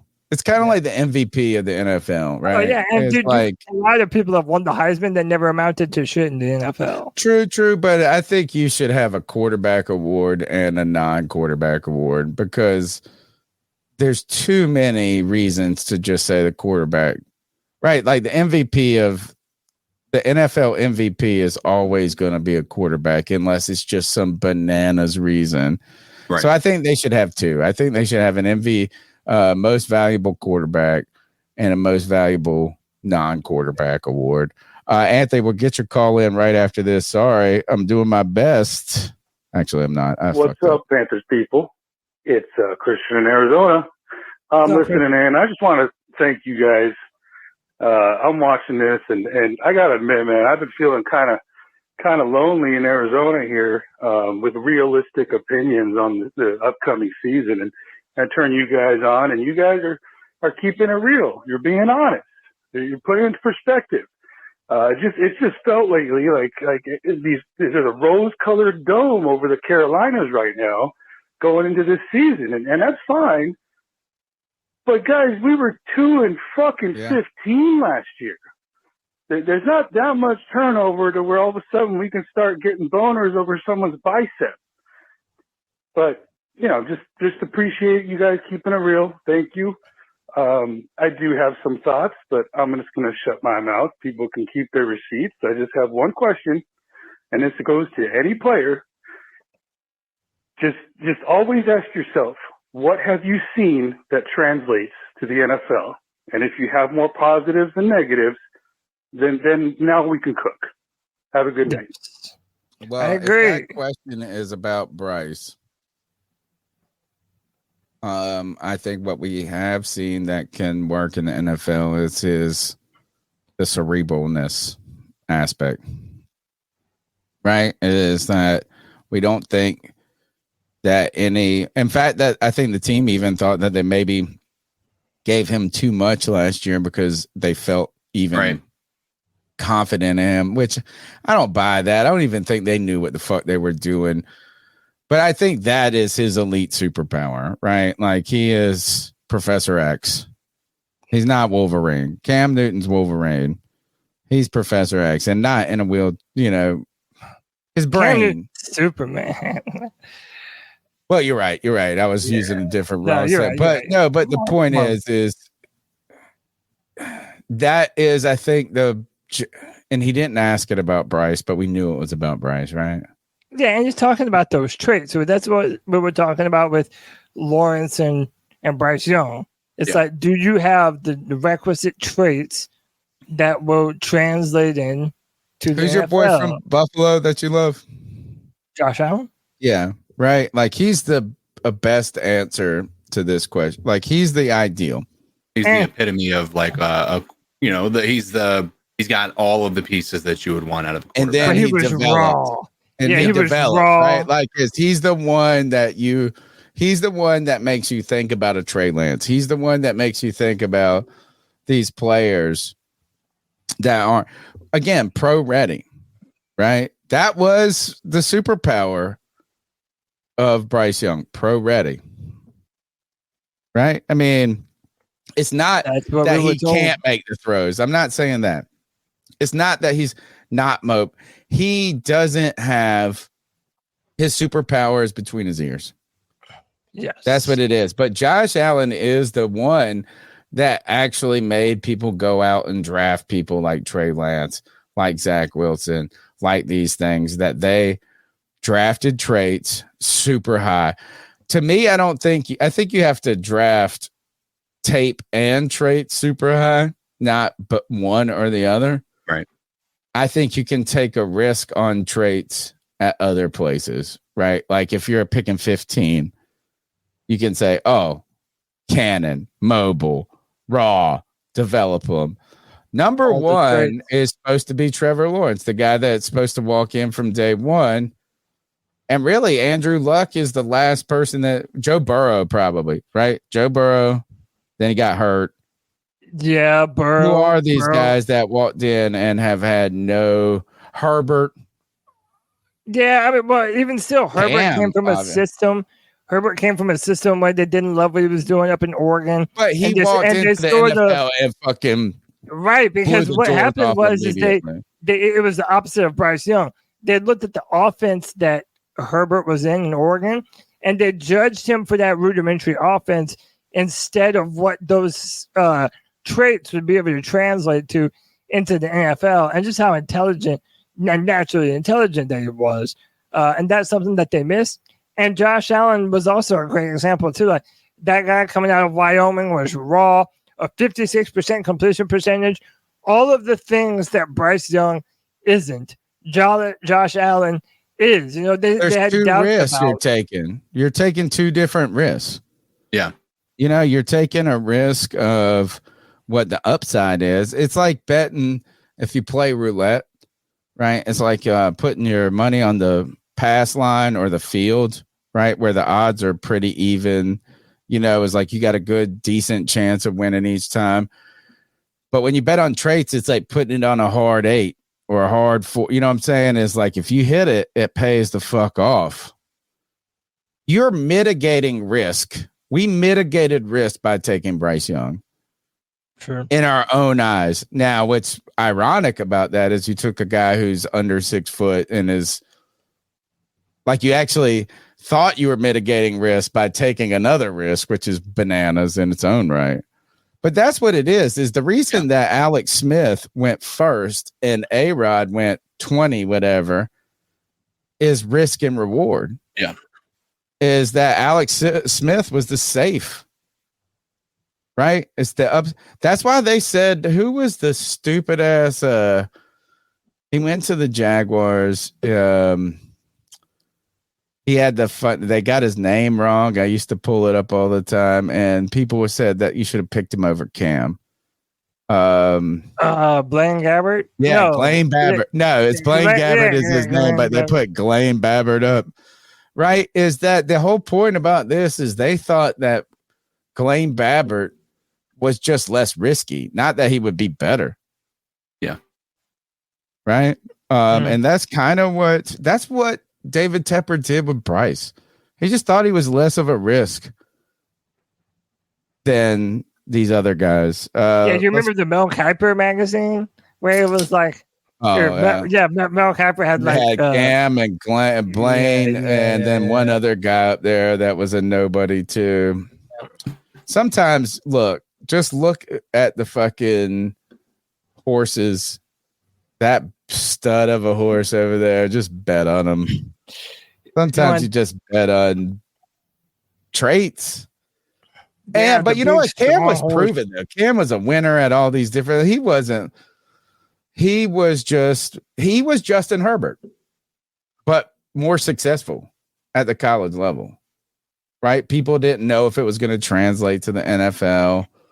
All of those things. All right, let's go to Anthony. We got 2 more calls after. Oh, damn it. Tell me when you want to do the rest of the slides. What's up, C3? It's Anthony from Charlotte. Hope y'all boys are having a good Tuesday. Just wanted to call in. So we're in the middle of OTAs right now. Again, this is still kind of the dead period that a lot of us aren't just that interested in. Heard some good things, heard some okay things, really have no expectation for anything. And I'm a complete good with my takes this year so far, just because I don't want to say something stupidly outlandish and then like get canceled by get my emotions hurt by it or anything like that. I'm just taking a different approach. But I mean, there's reasons to be optimistic, and I can see why fans are optimistic. I just want to break this thing down for Dave Canales real quick. One, I like how he speaks. I like how he goes about his business and the way he talks to the media and that stuff. But really, for him, this is going to be a hard job. You take over a team that's 2-15. First time coach, only 1 year as a play caller. That's someone that's really calling shots in a coaching staff. So there's definitely going to be some ups and downs. And I really just think that, there's so many people that are just so negative about Bryce Young. And listen, I can understand why you don't have the biggest optimism or any optimism at all for that he can turn it around. But all I'm going to say is that if he turns it around, I can already tell that there's going to be people making the same excuses. Well, he needed a better team, this and that. And my answer to that would be, if he does turn it around, what did you guys expect? Did you guys expect him to have the supporting cast of Frank Reich, DJ Chark, a battle line, and Thielen every single year and just No, I think we'll be happy. Can make that work. He's not Cam Newton, and I think that's a big misconception this fan base has had. But this whole thing is like, yeah, we did trade a lot up to get him, maybe too much. And people also thought that the team was going to be better because we weren't naturally picking number one. Well, with Cam Newton, I'm just going to come out and say it. I don't really think prospects like Cam Newton come out anymore nowadays, man. Like maybe Joe Burrow, honestly, is like the only one that's come close to what Cam was able to accomplish so far in his career. But then again, he got good right when they got him some weapons and upgraded the offensive line. So I don't know, man. We'll see what happens. But I really hope he has a good season. I don't care about wins or losses. I just think we need to see some young players develop and Bryce Young have a good season. Thank you, Anthony, for the call. Great call, actually. And I love, Carl Van comes back in here and we're still talking about Cam. Right. Like, guess what? We're always going to be talking about Cam until Bryce tells us not to. But look, on April 20th of 2023, I wrote this, and it's like probably the last thing that I wrote for the website that I like really wrote. You know what I'm saying? Like sat down and was like, all right, this is my position. Title of it's From Newton to Now, Why the Carolina Panthers #1 pick in the 2023 NFL draft carries even more weight. So this is before the draft, right? And the idea is that when you're a #1 pick, you are elite. You either hit or you didn't. And right now, CJ Stroud did, but folks, let him have 2 bad seasons and they won't, right? But the thing is this, there's no in between, right? And when Newton was drafted, Steve Berline, former quarterback for the Carolina Panthers, said the pressure is on him. He's the first pick and he's a quarterback. There's no way around that. He's got to be a franchise player and he's got to do it soon, right? That was about Cam Newton. Right. And now if we go down, I mean, I'm just saying this is the Panthers. I wrote this. The Panthers will have plenty of options at #1, but all signs are pointing to Bryce Young. For most, Young's only weakness is his size, which is advocates say shouldn't dissuade the Panthers. Right. But at the same time, the whole point of this story is that the pressure was actually, ironically, both #1 picks. Overall, the last time we had a #1 pick was Cam Newton, and the pressure was immense. It was incredible. I think, insanely, that the pressure is even more on Bryce Young. And that's what I'm saying now is like this, the weight of this. Sure. Imagine, and because you don't get to say that about, with Cam, you could say this is, all right, let's just fucking run the ball 9 million times. Let's throw a football through. I cannot believe that there is a more contentious player in Panther history than Cam Newton at quarterback. Like, it's fucking, I'm here for it. It's so wild. Yeah, man. It's insane. It shouldn't exist. I never thought so too, but would never bet on it. All right. Last call of the night, and then we'll power through. Gentlemen, one more call. I'm hearing you guys talk about whether or not we need to see something from Bryce this year. And just to help back your point, give you guys some material you can use going forward. I think it's completely justifiable to say we need to see something this year. And the reason being is because I think he's got a little bit more pressure considering he's the #1 overall pick that you traded away a lot to get to. You should expect more. Whether he's young or not, I get it, but you should expect to see something as opposed to a #11 overall pick that you didn't have to trade away a lot to get to, or let's say a second or third round guy. I mean, those guys you want to give some time, but this guy, Justin Fields, was the #11 overall pick. They gave him 3 years. They probably shouldn't even give him the third, but they did. They ultimately trade him away, and he wasn't touted at the time as this, insane computer processor that was going to be a day one starter, ready to go, most pro ready. So, again, not trying to be too negative, but I don't think we're wrong in just trying to justify needing to see something. And I'm getting, it does get a little irritating that just because I'm a fan, if I'm not seeing everything through rose-colored glasses, why do people like me need to somehow explain why we feel the way we do? Why don't some of the pro-Brycers out there explain what they see that's positive and that translates well into the NFL?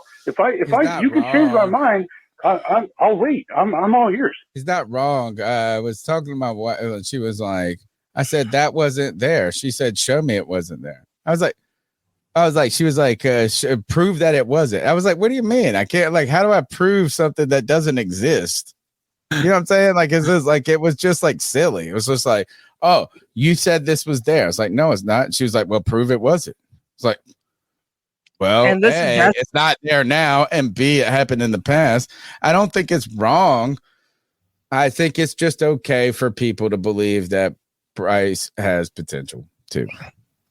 Yeah, listen, I think that's why we're so big on this year being such a big year for Bryce, is because you can rationally and reasonably say that there were not a lot of times last year that you looked at Bryce and saw a quarterback of the future.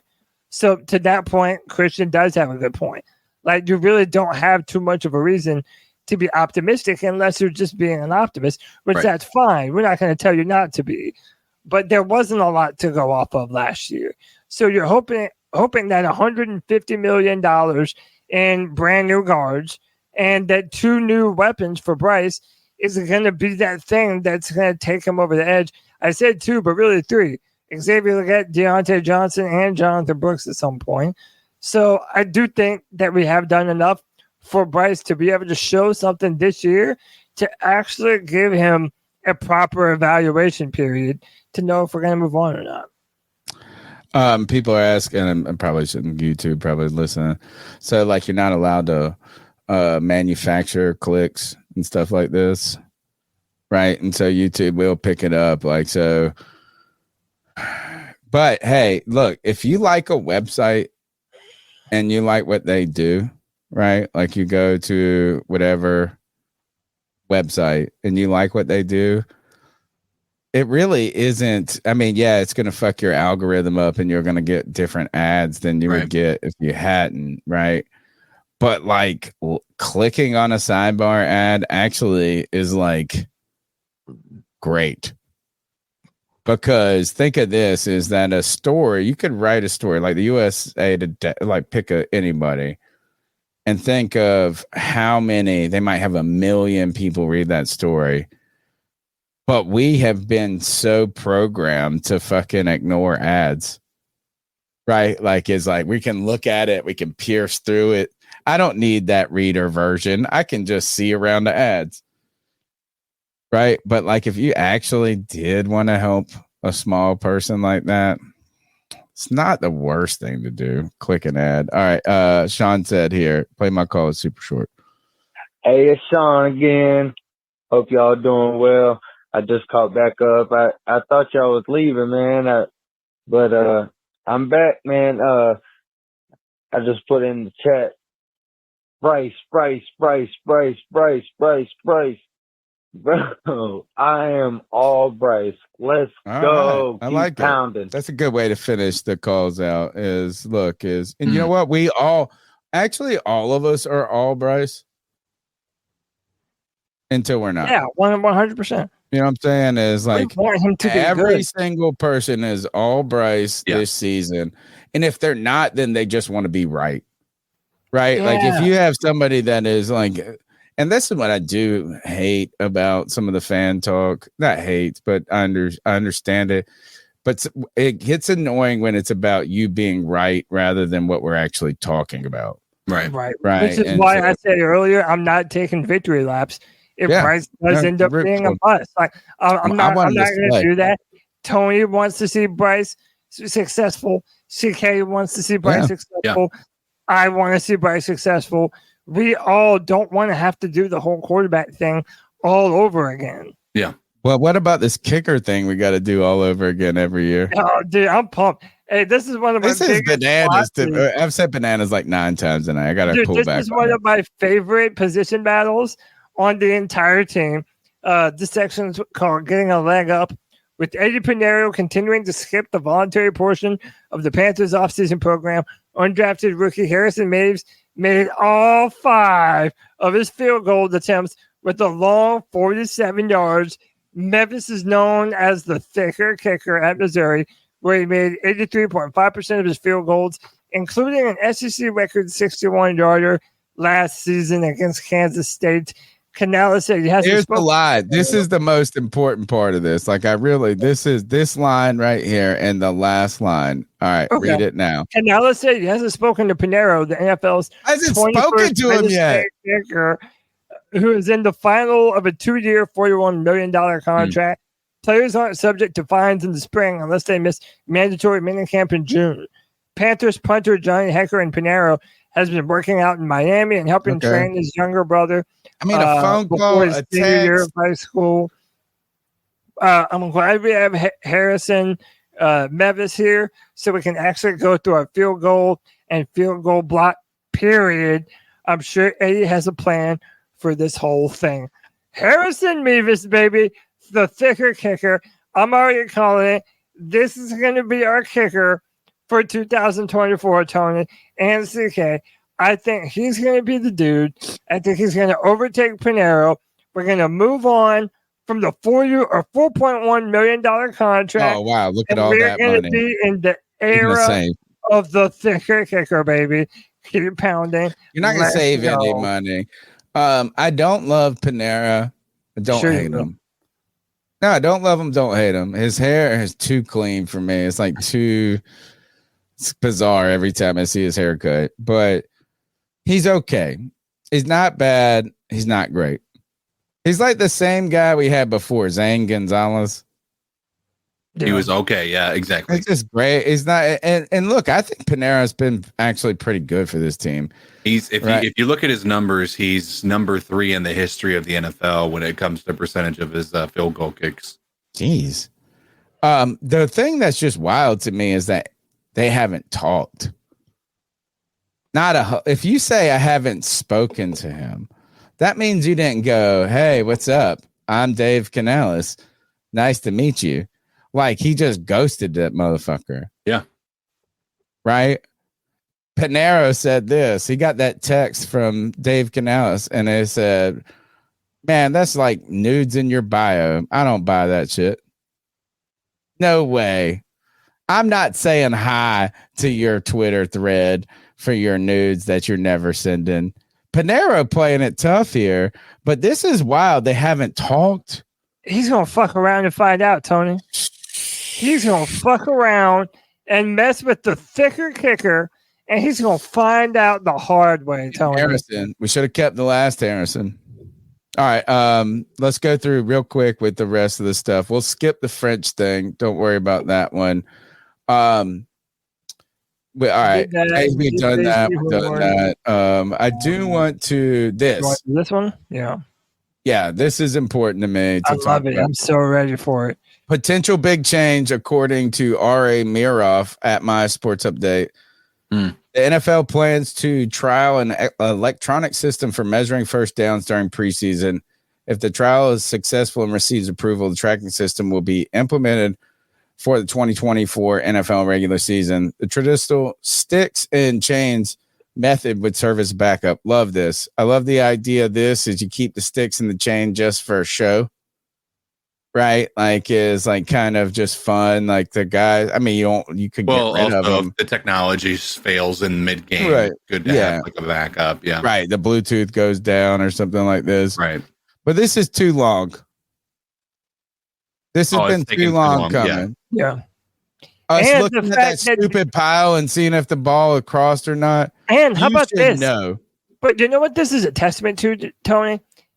It's such bullshit that they haven't changed this already. Yeah. Because they're saying that this is going to be able to go into effect in 2024. Look how fast the NFL is able to implement new and better rules. They always do this every year, dude. They always put a trial rule out there and they can do it. They could have done this 8 years ago, dude. But that's my point, Tony. Like the fact that we're doing it now and we can rush it in so fast. Like how many missed opportunities? How many missed opportunities have there been to do this for years now? That's what I've been saying. I don't understand this. Is you're letting Elon Musk put a chip in somebody's fucking real head, human trials. And this pigskin, PETA, must have kept us out of this football for that long. I don't know why the NFL has. I think they're a little concerned, too, with shit when it becomes too complicated. When you take the human factor out of it, you take the refs out of it. When do you take the players out of it?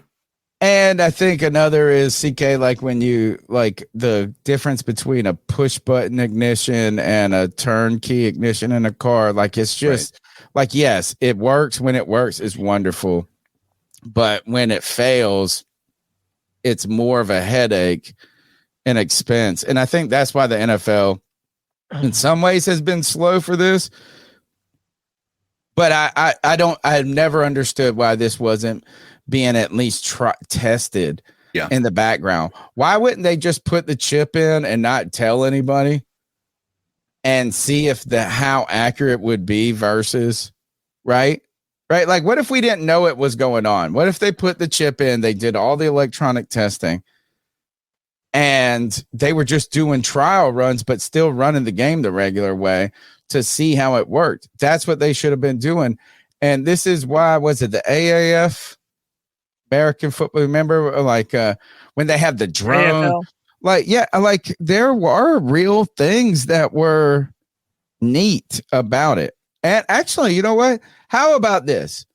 They changed the fucking kickoff rules before they tried a chip in the football. How fucking bizarre is that? That's pretty fucking dumb. Tried to change the actual fucking game before you just put a what do they call that where your wife puts it in her car when she wants to know, an air tag? On your where your car is. Yeah, like they changed the rules of the fucking football before they put an air tag in the football. Don't get it. All right, next. There was some new. All right, buy our stuff. We can't get paid for it right now because Joey is passed away. This is Xavier Leggett. This might have been from last week. I just like that he's a grown man. All right, next. Keep going. Let's just power through. That's it. We're done. Go to the news real quick. There was don't forget you that. put something in the news. I did. Yeah, T. Higgins. He doesn't have a contract yet, and he hasn't been traded. So even. He can't show up to mandatory minicamp. Is there a mandatory one? Yeah, so up in June or whenever they have to report about football than I remember. Yeah, they have to report, and he doesn't have a contract yet. All right, next. Oh shit! I think I might. Yeah, all right. Yeah, and go one more. Jason Kelsey on Monday Night Football. This was from last week. I had a couple of news. I just think this is smart move by Jason Kelsey. And what I mean by that is your stock is at all-time high, right? You're Super Bowl champ or close to it. Your brother is, like your name. This is fine for me. I think this is Jason Kelsey 2 years from now. No one's going to care about him. Yeah. It's like I think they're on the hot streak. This is all old shit. All right. Oh, go back one more. Thaddeus Moss retired. Wow, he didn't play 2 years? Not even a year. Yeah, poor guy. Wow. Dang. Wow. Well, hey, retire. You know what? Quit before you get fired. Sure. Actually, unless you want unemployment, then you need to get fired. I don't know why it didn't work out for him, man. He was good in college for LSU. Everybody on that national championship team. I wonder why it didn't work out for Terrace Marshall Jr. He was good in college for that national championship. Dude, you know TJ is still like flexing his Louis Vuitton clothes and shit on. I'm still hoping for him to I'm not. I am 100%. Not be a Panther, but guys, to not be a car. Remember when I was like, oh, maybe he's a number one wide receiver? Oh yeah. You were all over it. All right. That's the C3 Panthers podcast brought to you by Carolina Chronicles.com. Longest running Panthers podcast. Literally. How did we do over 3 hours tonight was wild. I had a great time. Because we're the fucking best, man. And we do our best shows under scenarios like this, Tony Dunn. There is one last segment, though. Longest running segment on the longest running Panthers podcast. It's our time to ice up, toughen up, get it together. Everybody is fair game.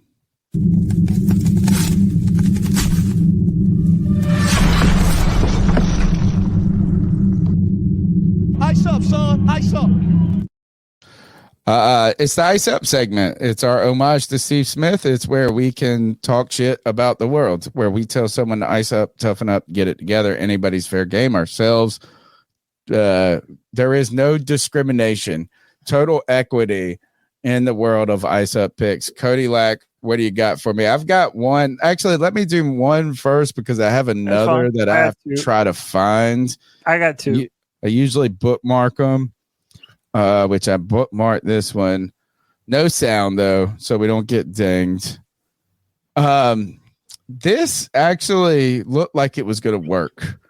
And I understand that first of all, Italian people, we were considered not white before 1960. I know that seems like a long time ago, but we drafted you to the Caucasian delegation. They did. Yeah. They got, so like I have always in my mind thought as a teenager, try to run, right? Like if you're going to get popped by the popo, at least try and run. Yeah. Just at least try to get away, right? Instead of just giving up.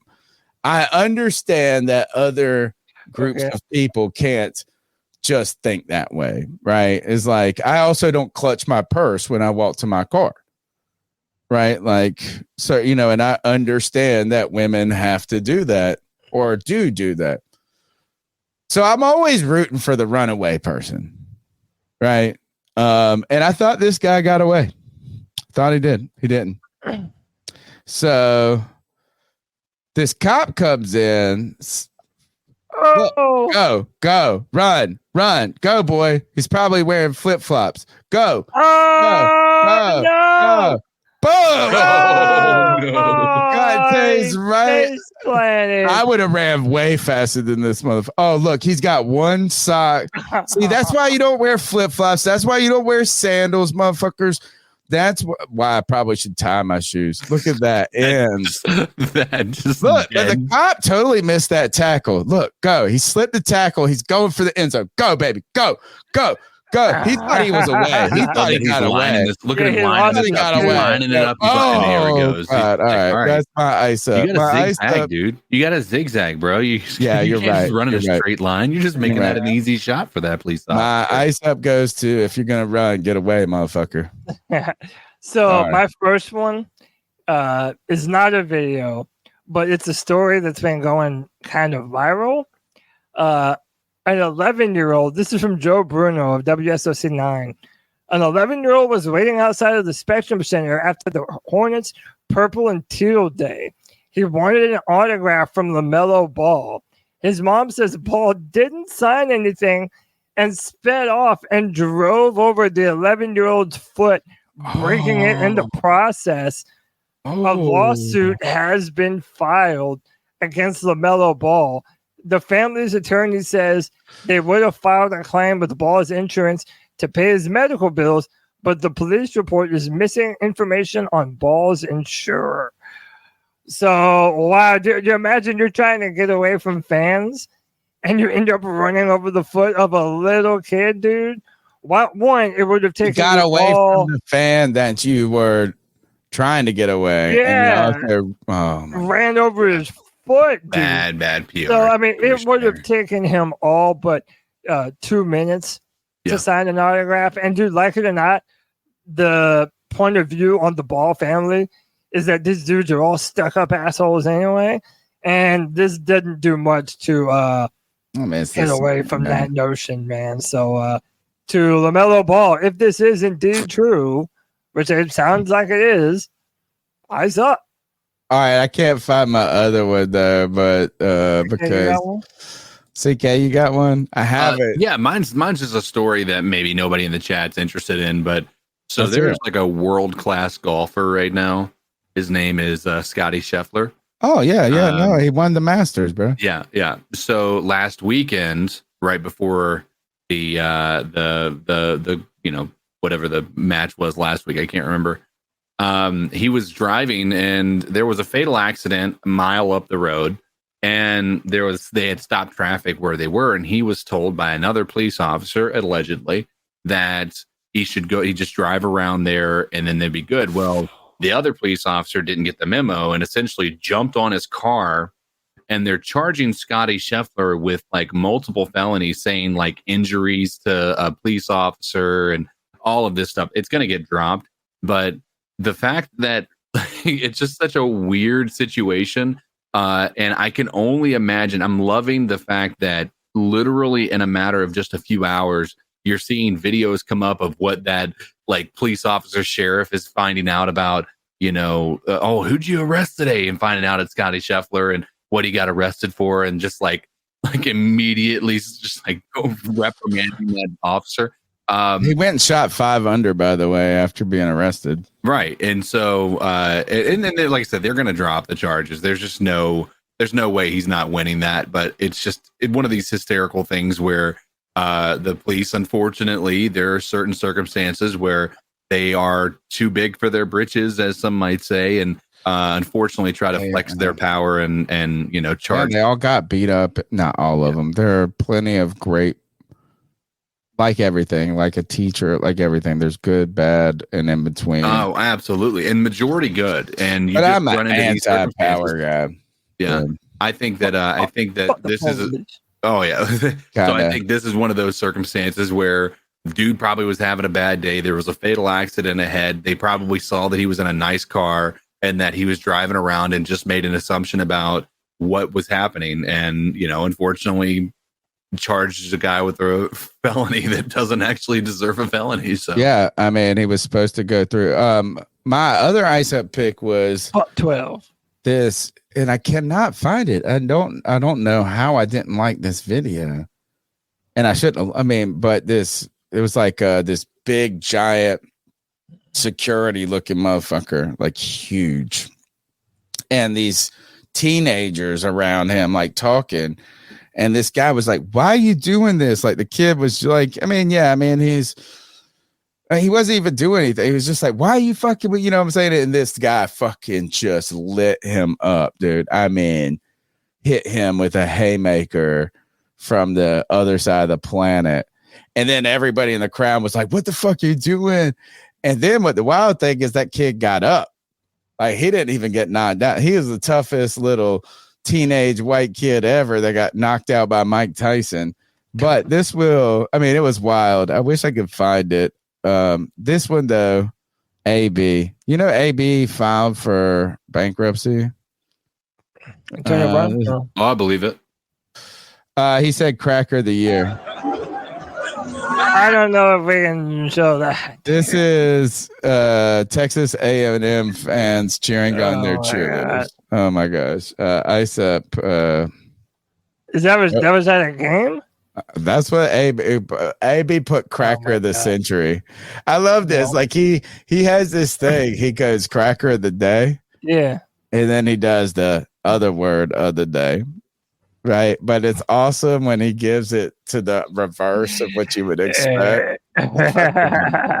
Right. So mine is in an attempt to make up for the one that Tony just did. But I have to warn you. It was blurred.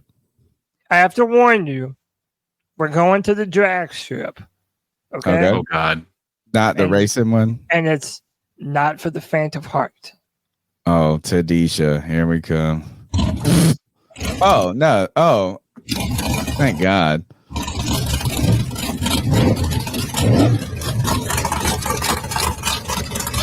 Look at that booty, though.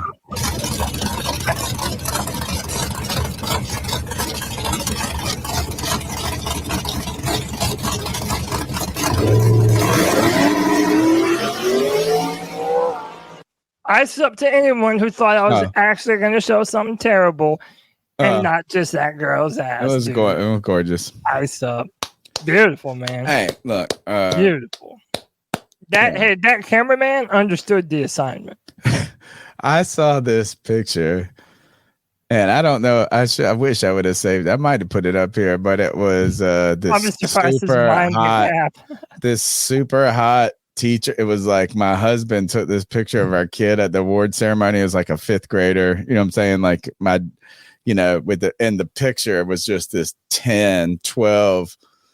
Gorgeous. And the kid wasn't even in the picture. The kid wasn't even in the picture. It's like holding his award up and he's like cut off. It was perfect. All right. You know what? Everybody just enjoy beauty in all places, all shapes and sizes, like the beauty you've just watched on the C3 Panthers podcast. Over 3 hours of great, or at least great content, man. Don't sell us short. I had a bust time. I've worked 3 jobs today. Cody Lack. I love you, fellas. I love the people in chat. Take us out of here with the boys, the best damn Panther fans, and all of YouTube. And we'll be back this Friday for the Friday Free for All, the show that you can be a part of. C3 Nation. Until next time. You already know how we're going to do it. We're going to keep pounding, baby. Let's go.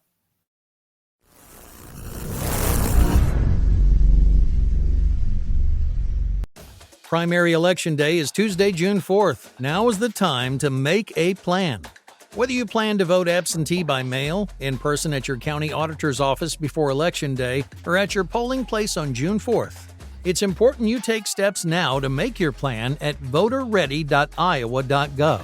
Remember, Election Day is Tuesday, June 4th. Find more info at voterready.iowa.gov. This message is presented by the Iowa Secretary of State. This is the story of the one. As a maintenance engineer, he hears things differently. To the untrained ear, everything on his shop floor might sound fine, but he can hear gears grinding or a belt slipping. So he steps in to fix the problem at hand before it gets out of hand. And he knows Grainger's got the right product he needs to get the job done, which is music to his ears. Call, click Grainger.com, or just stop by. Grainger, for the ones who get it done.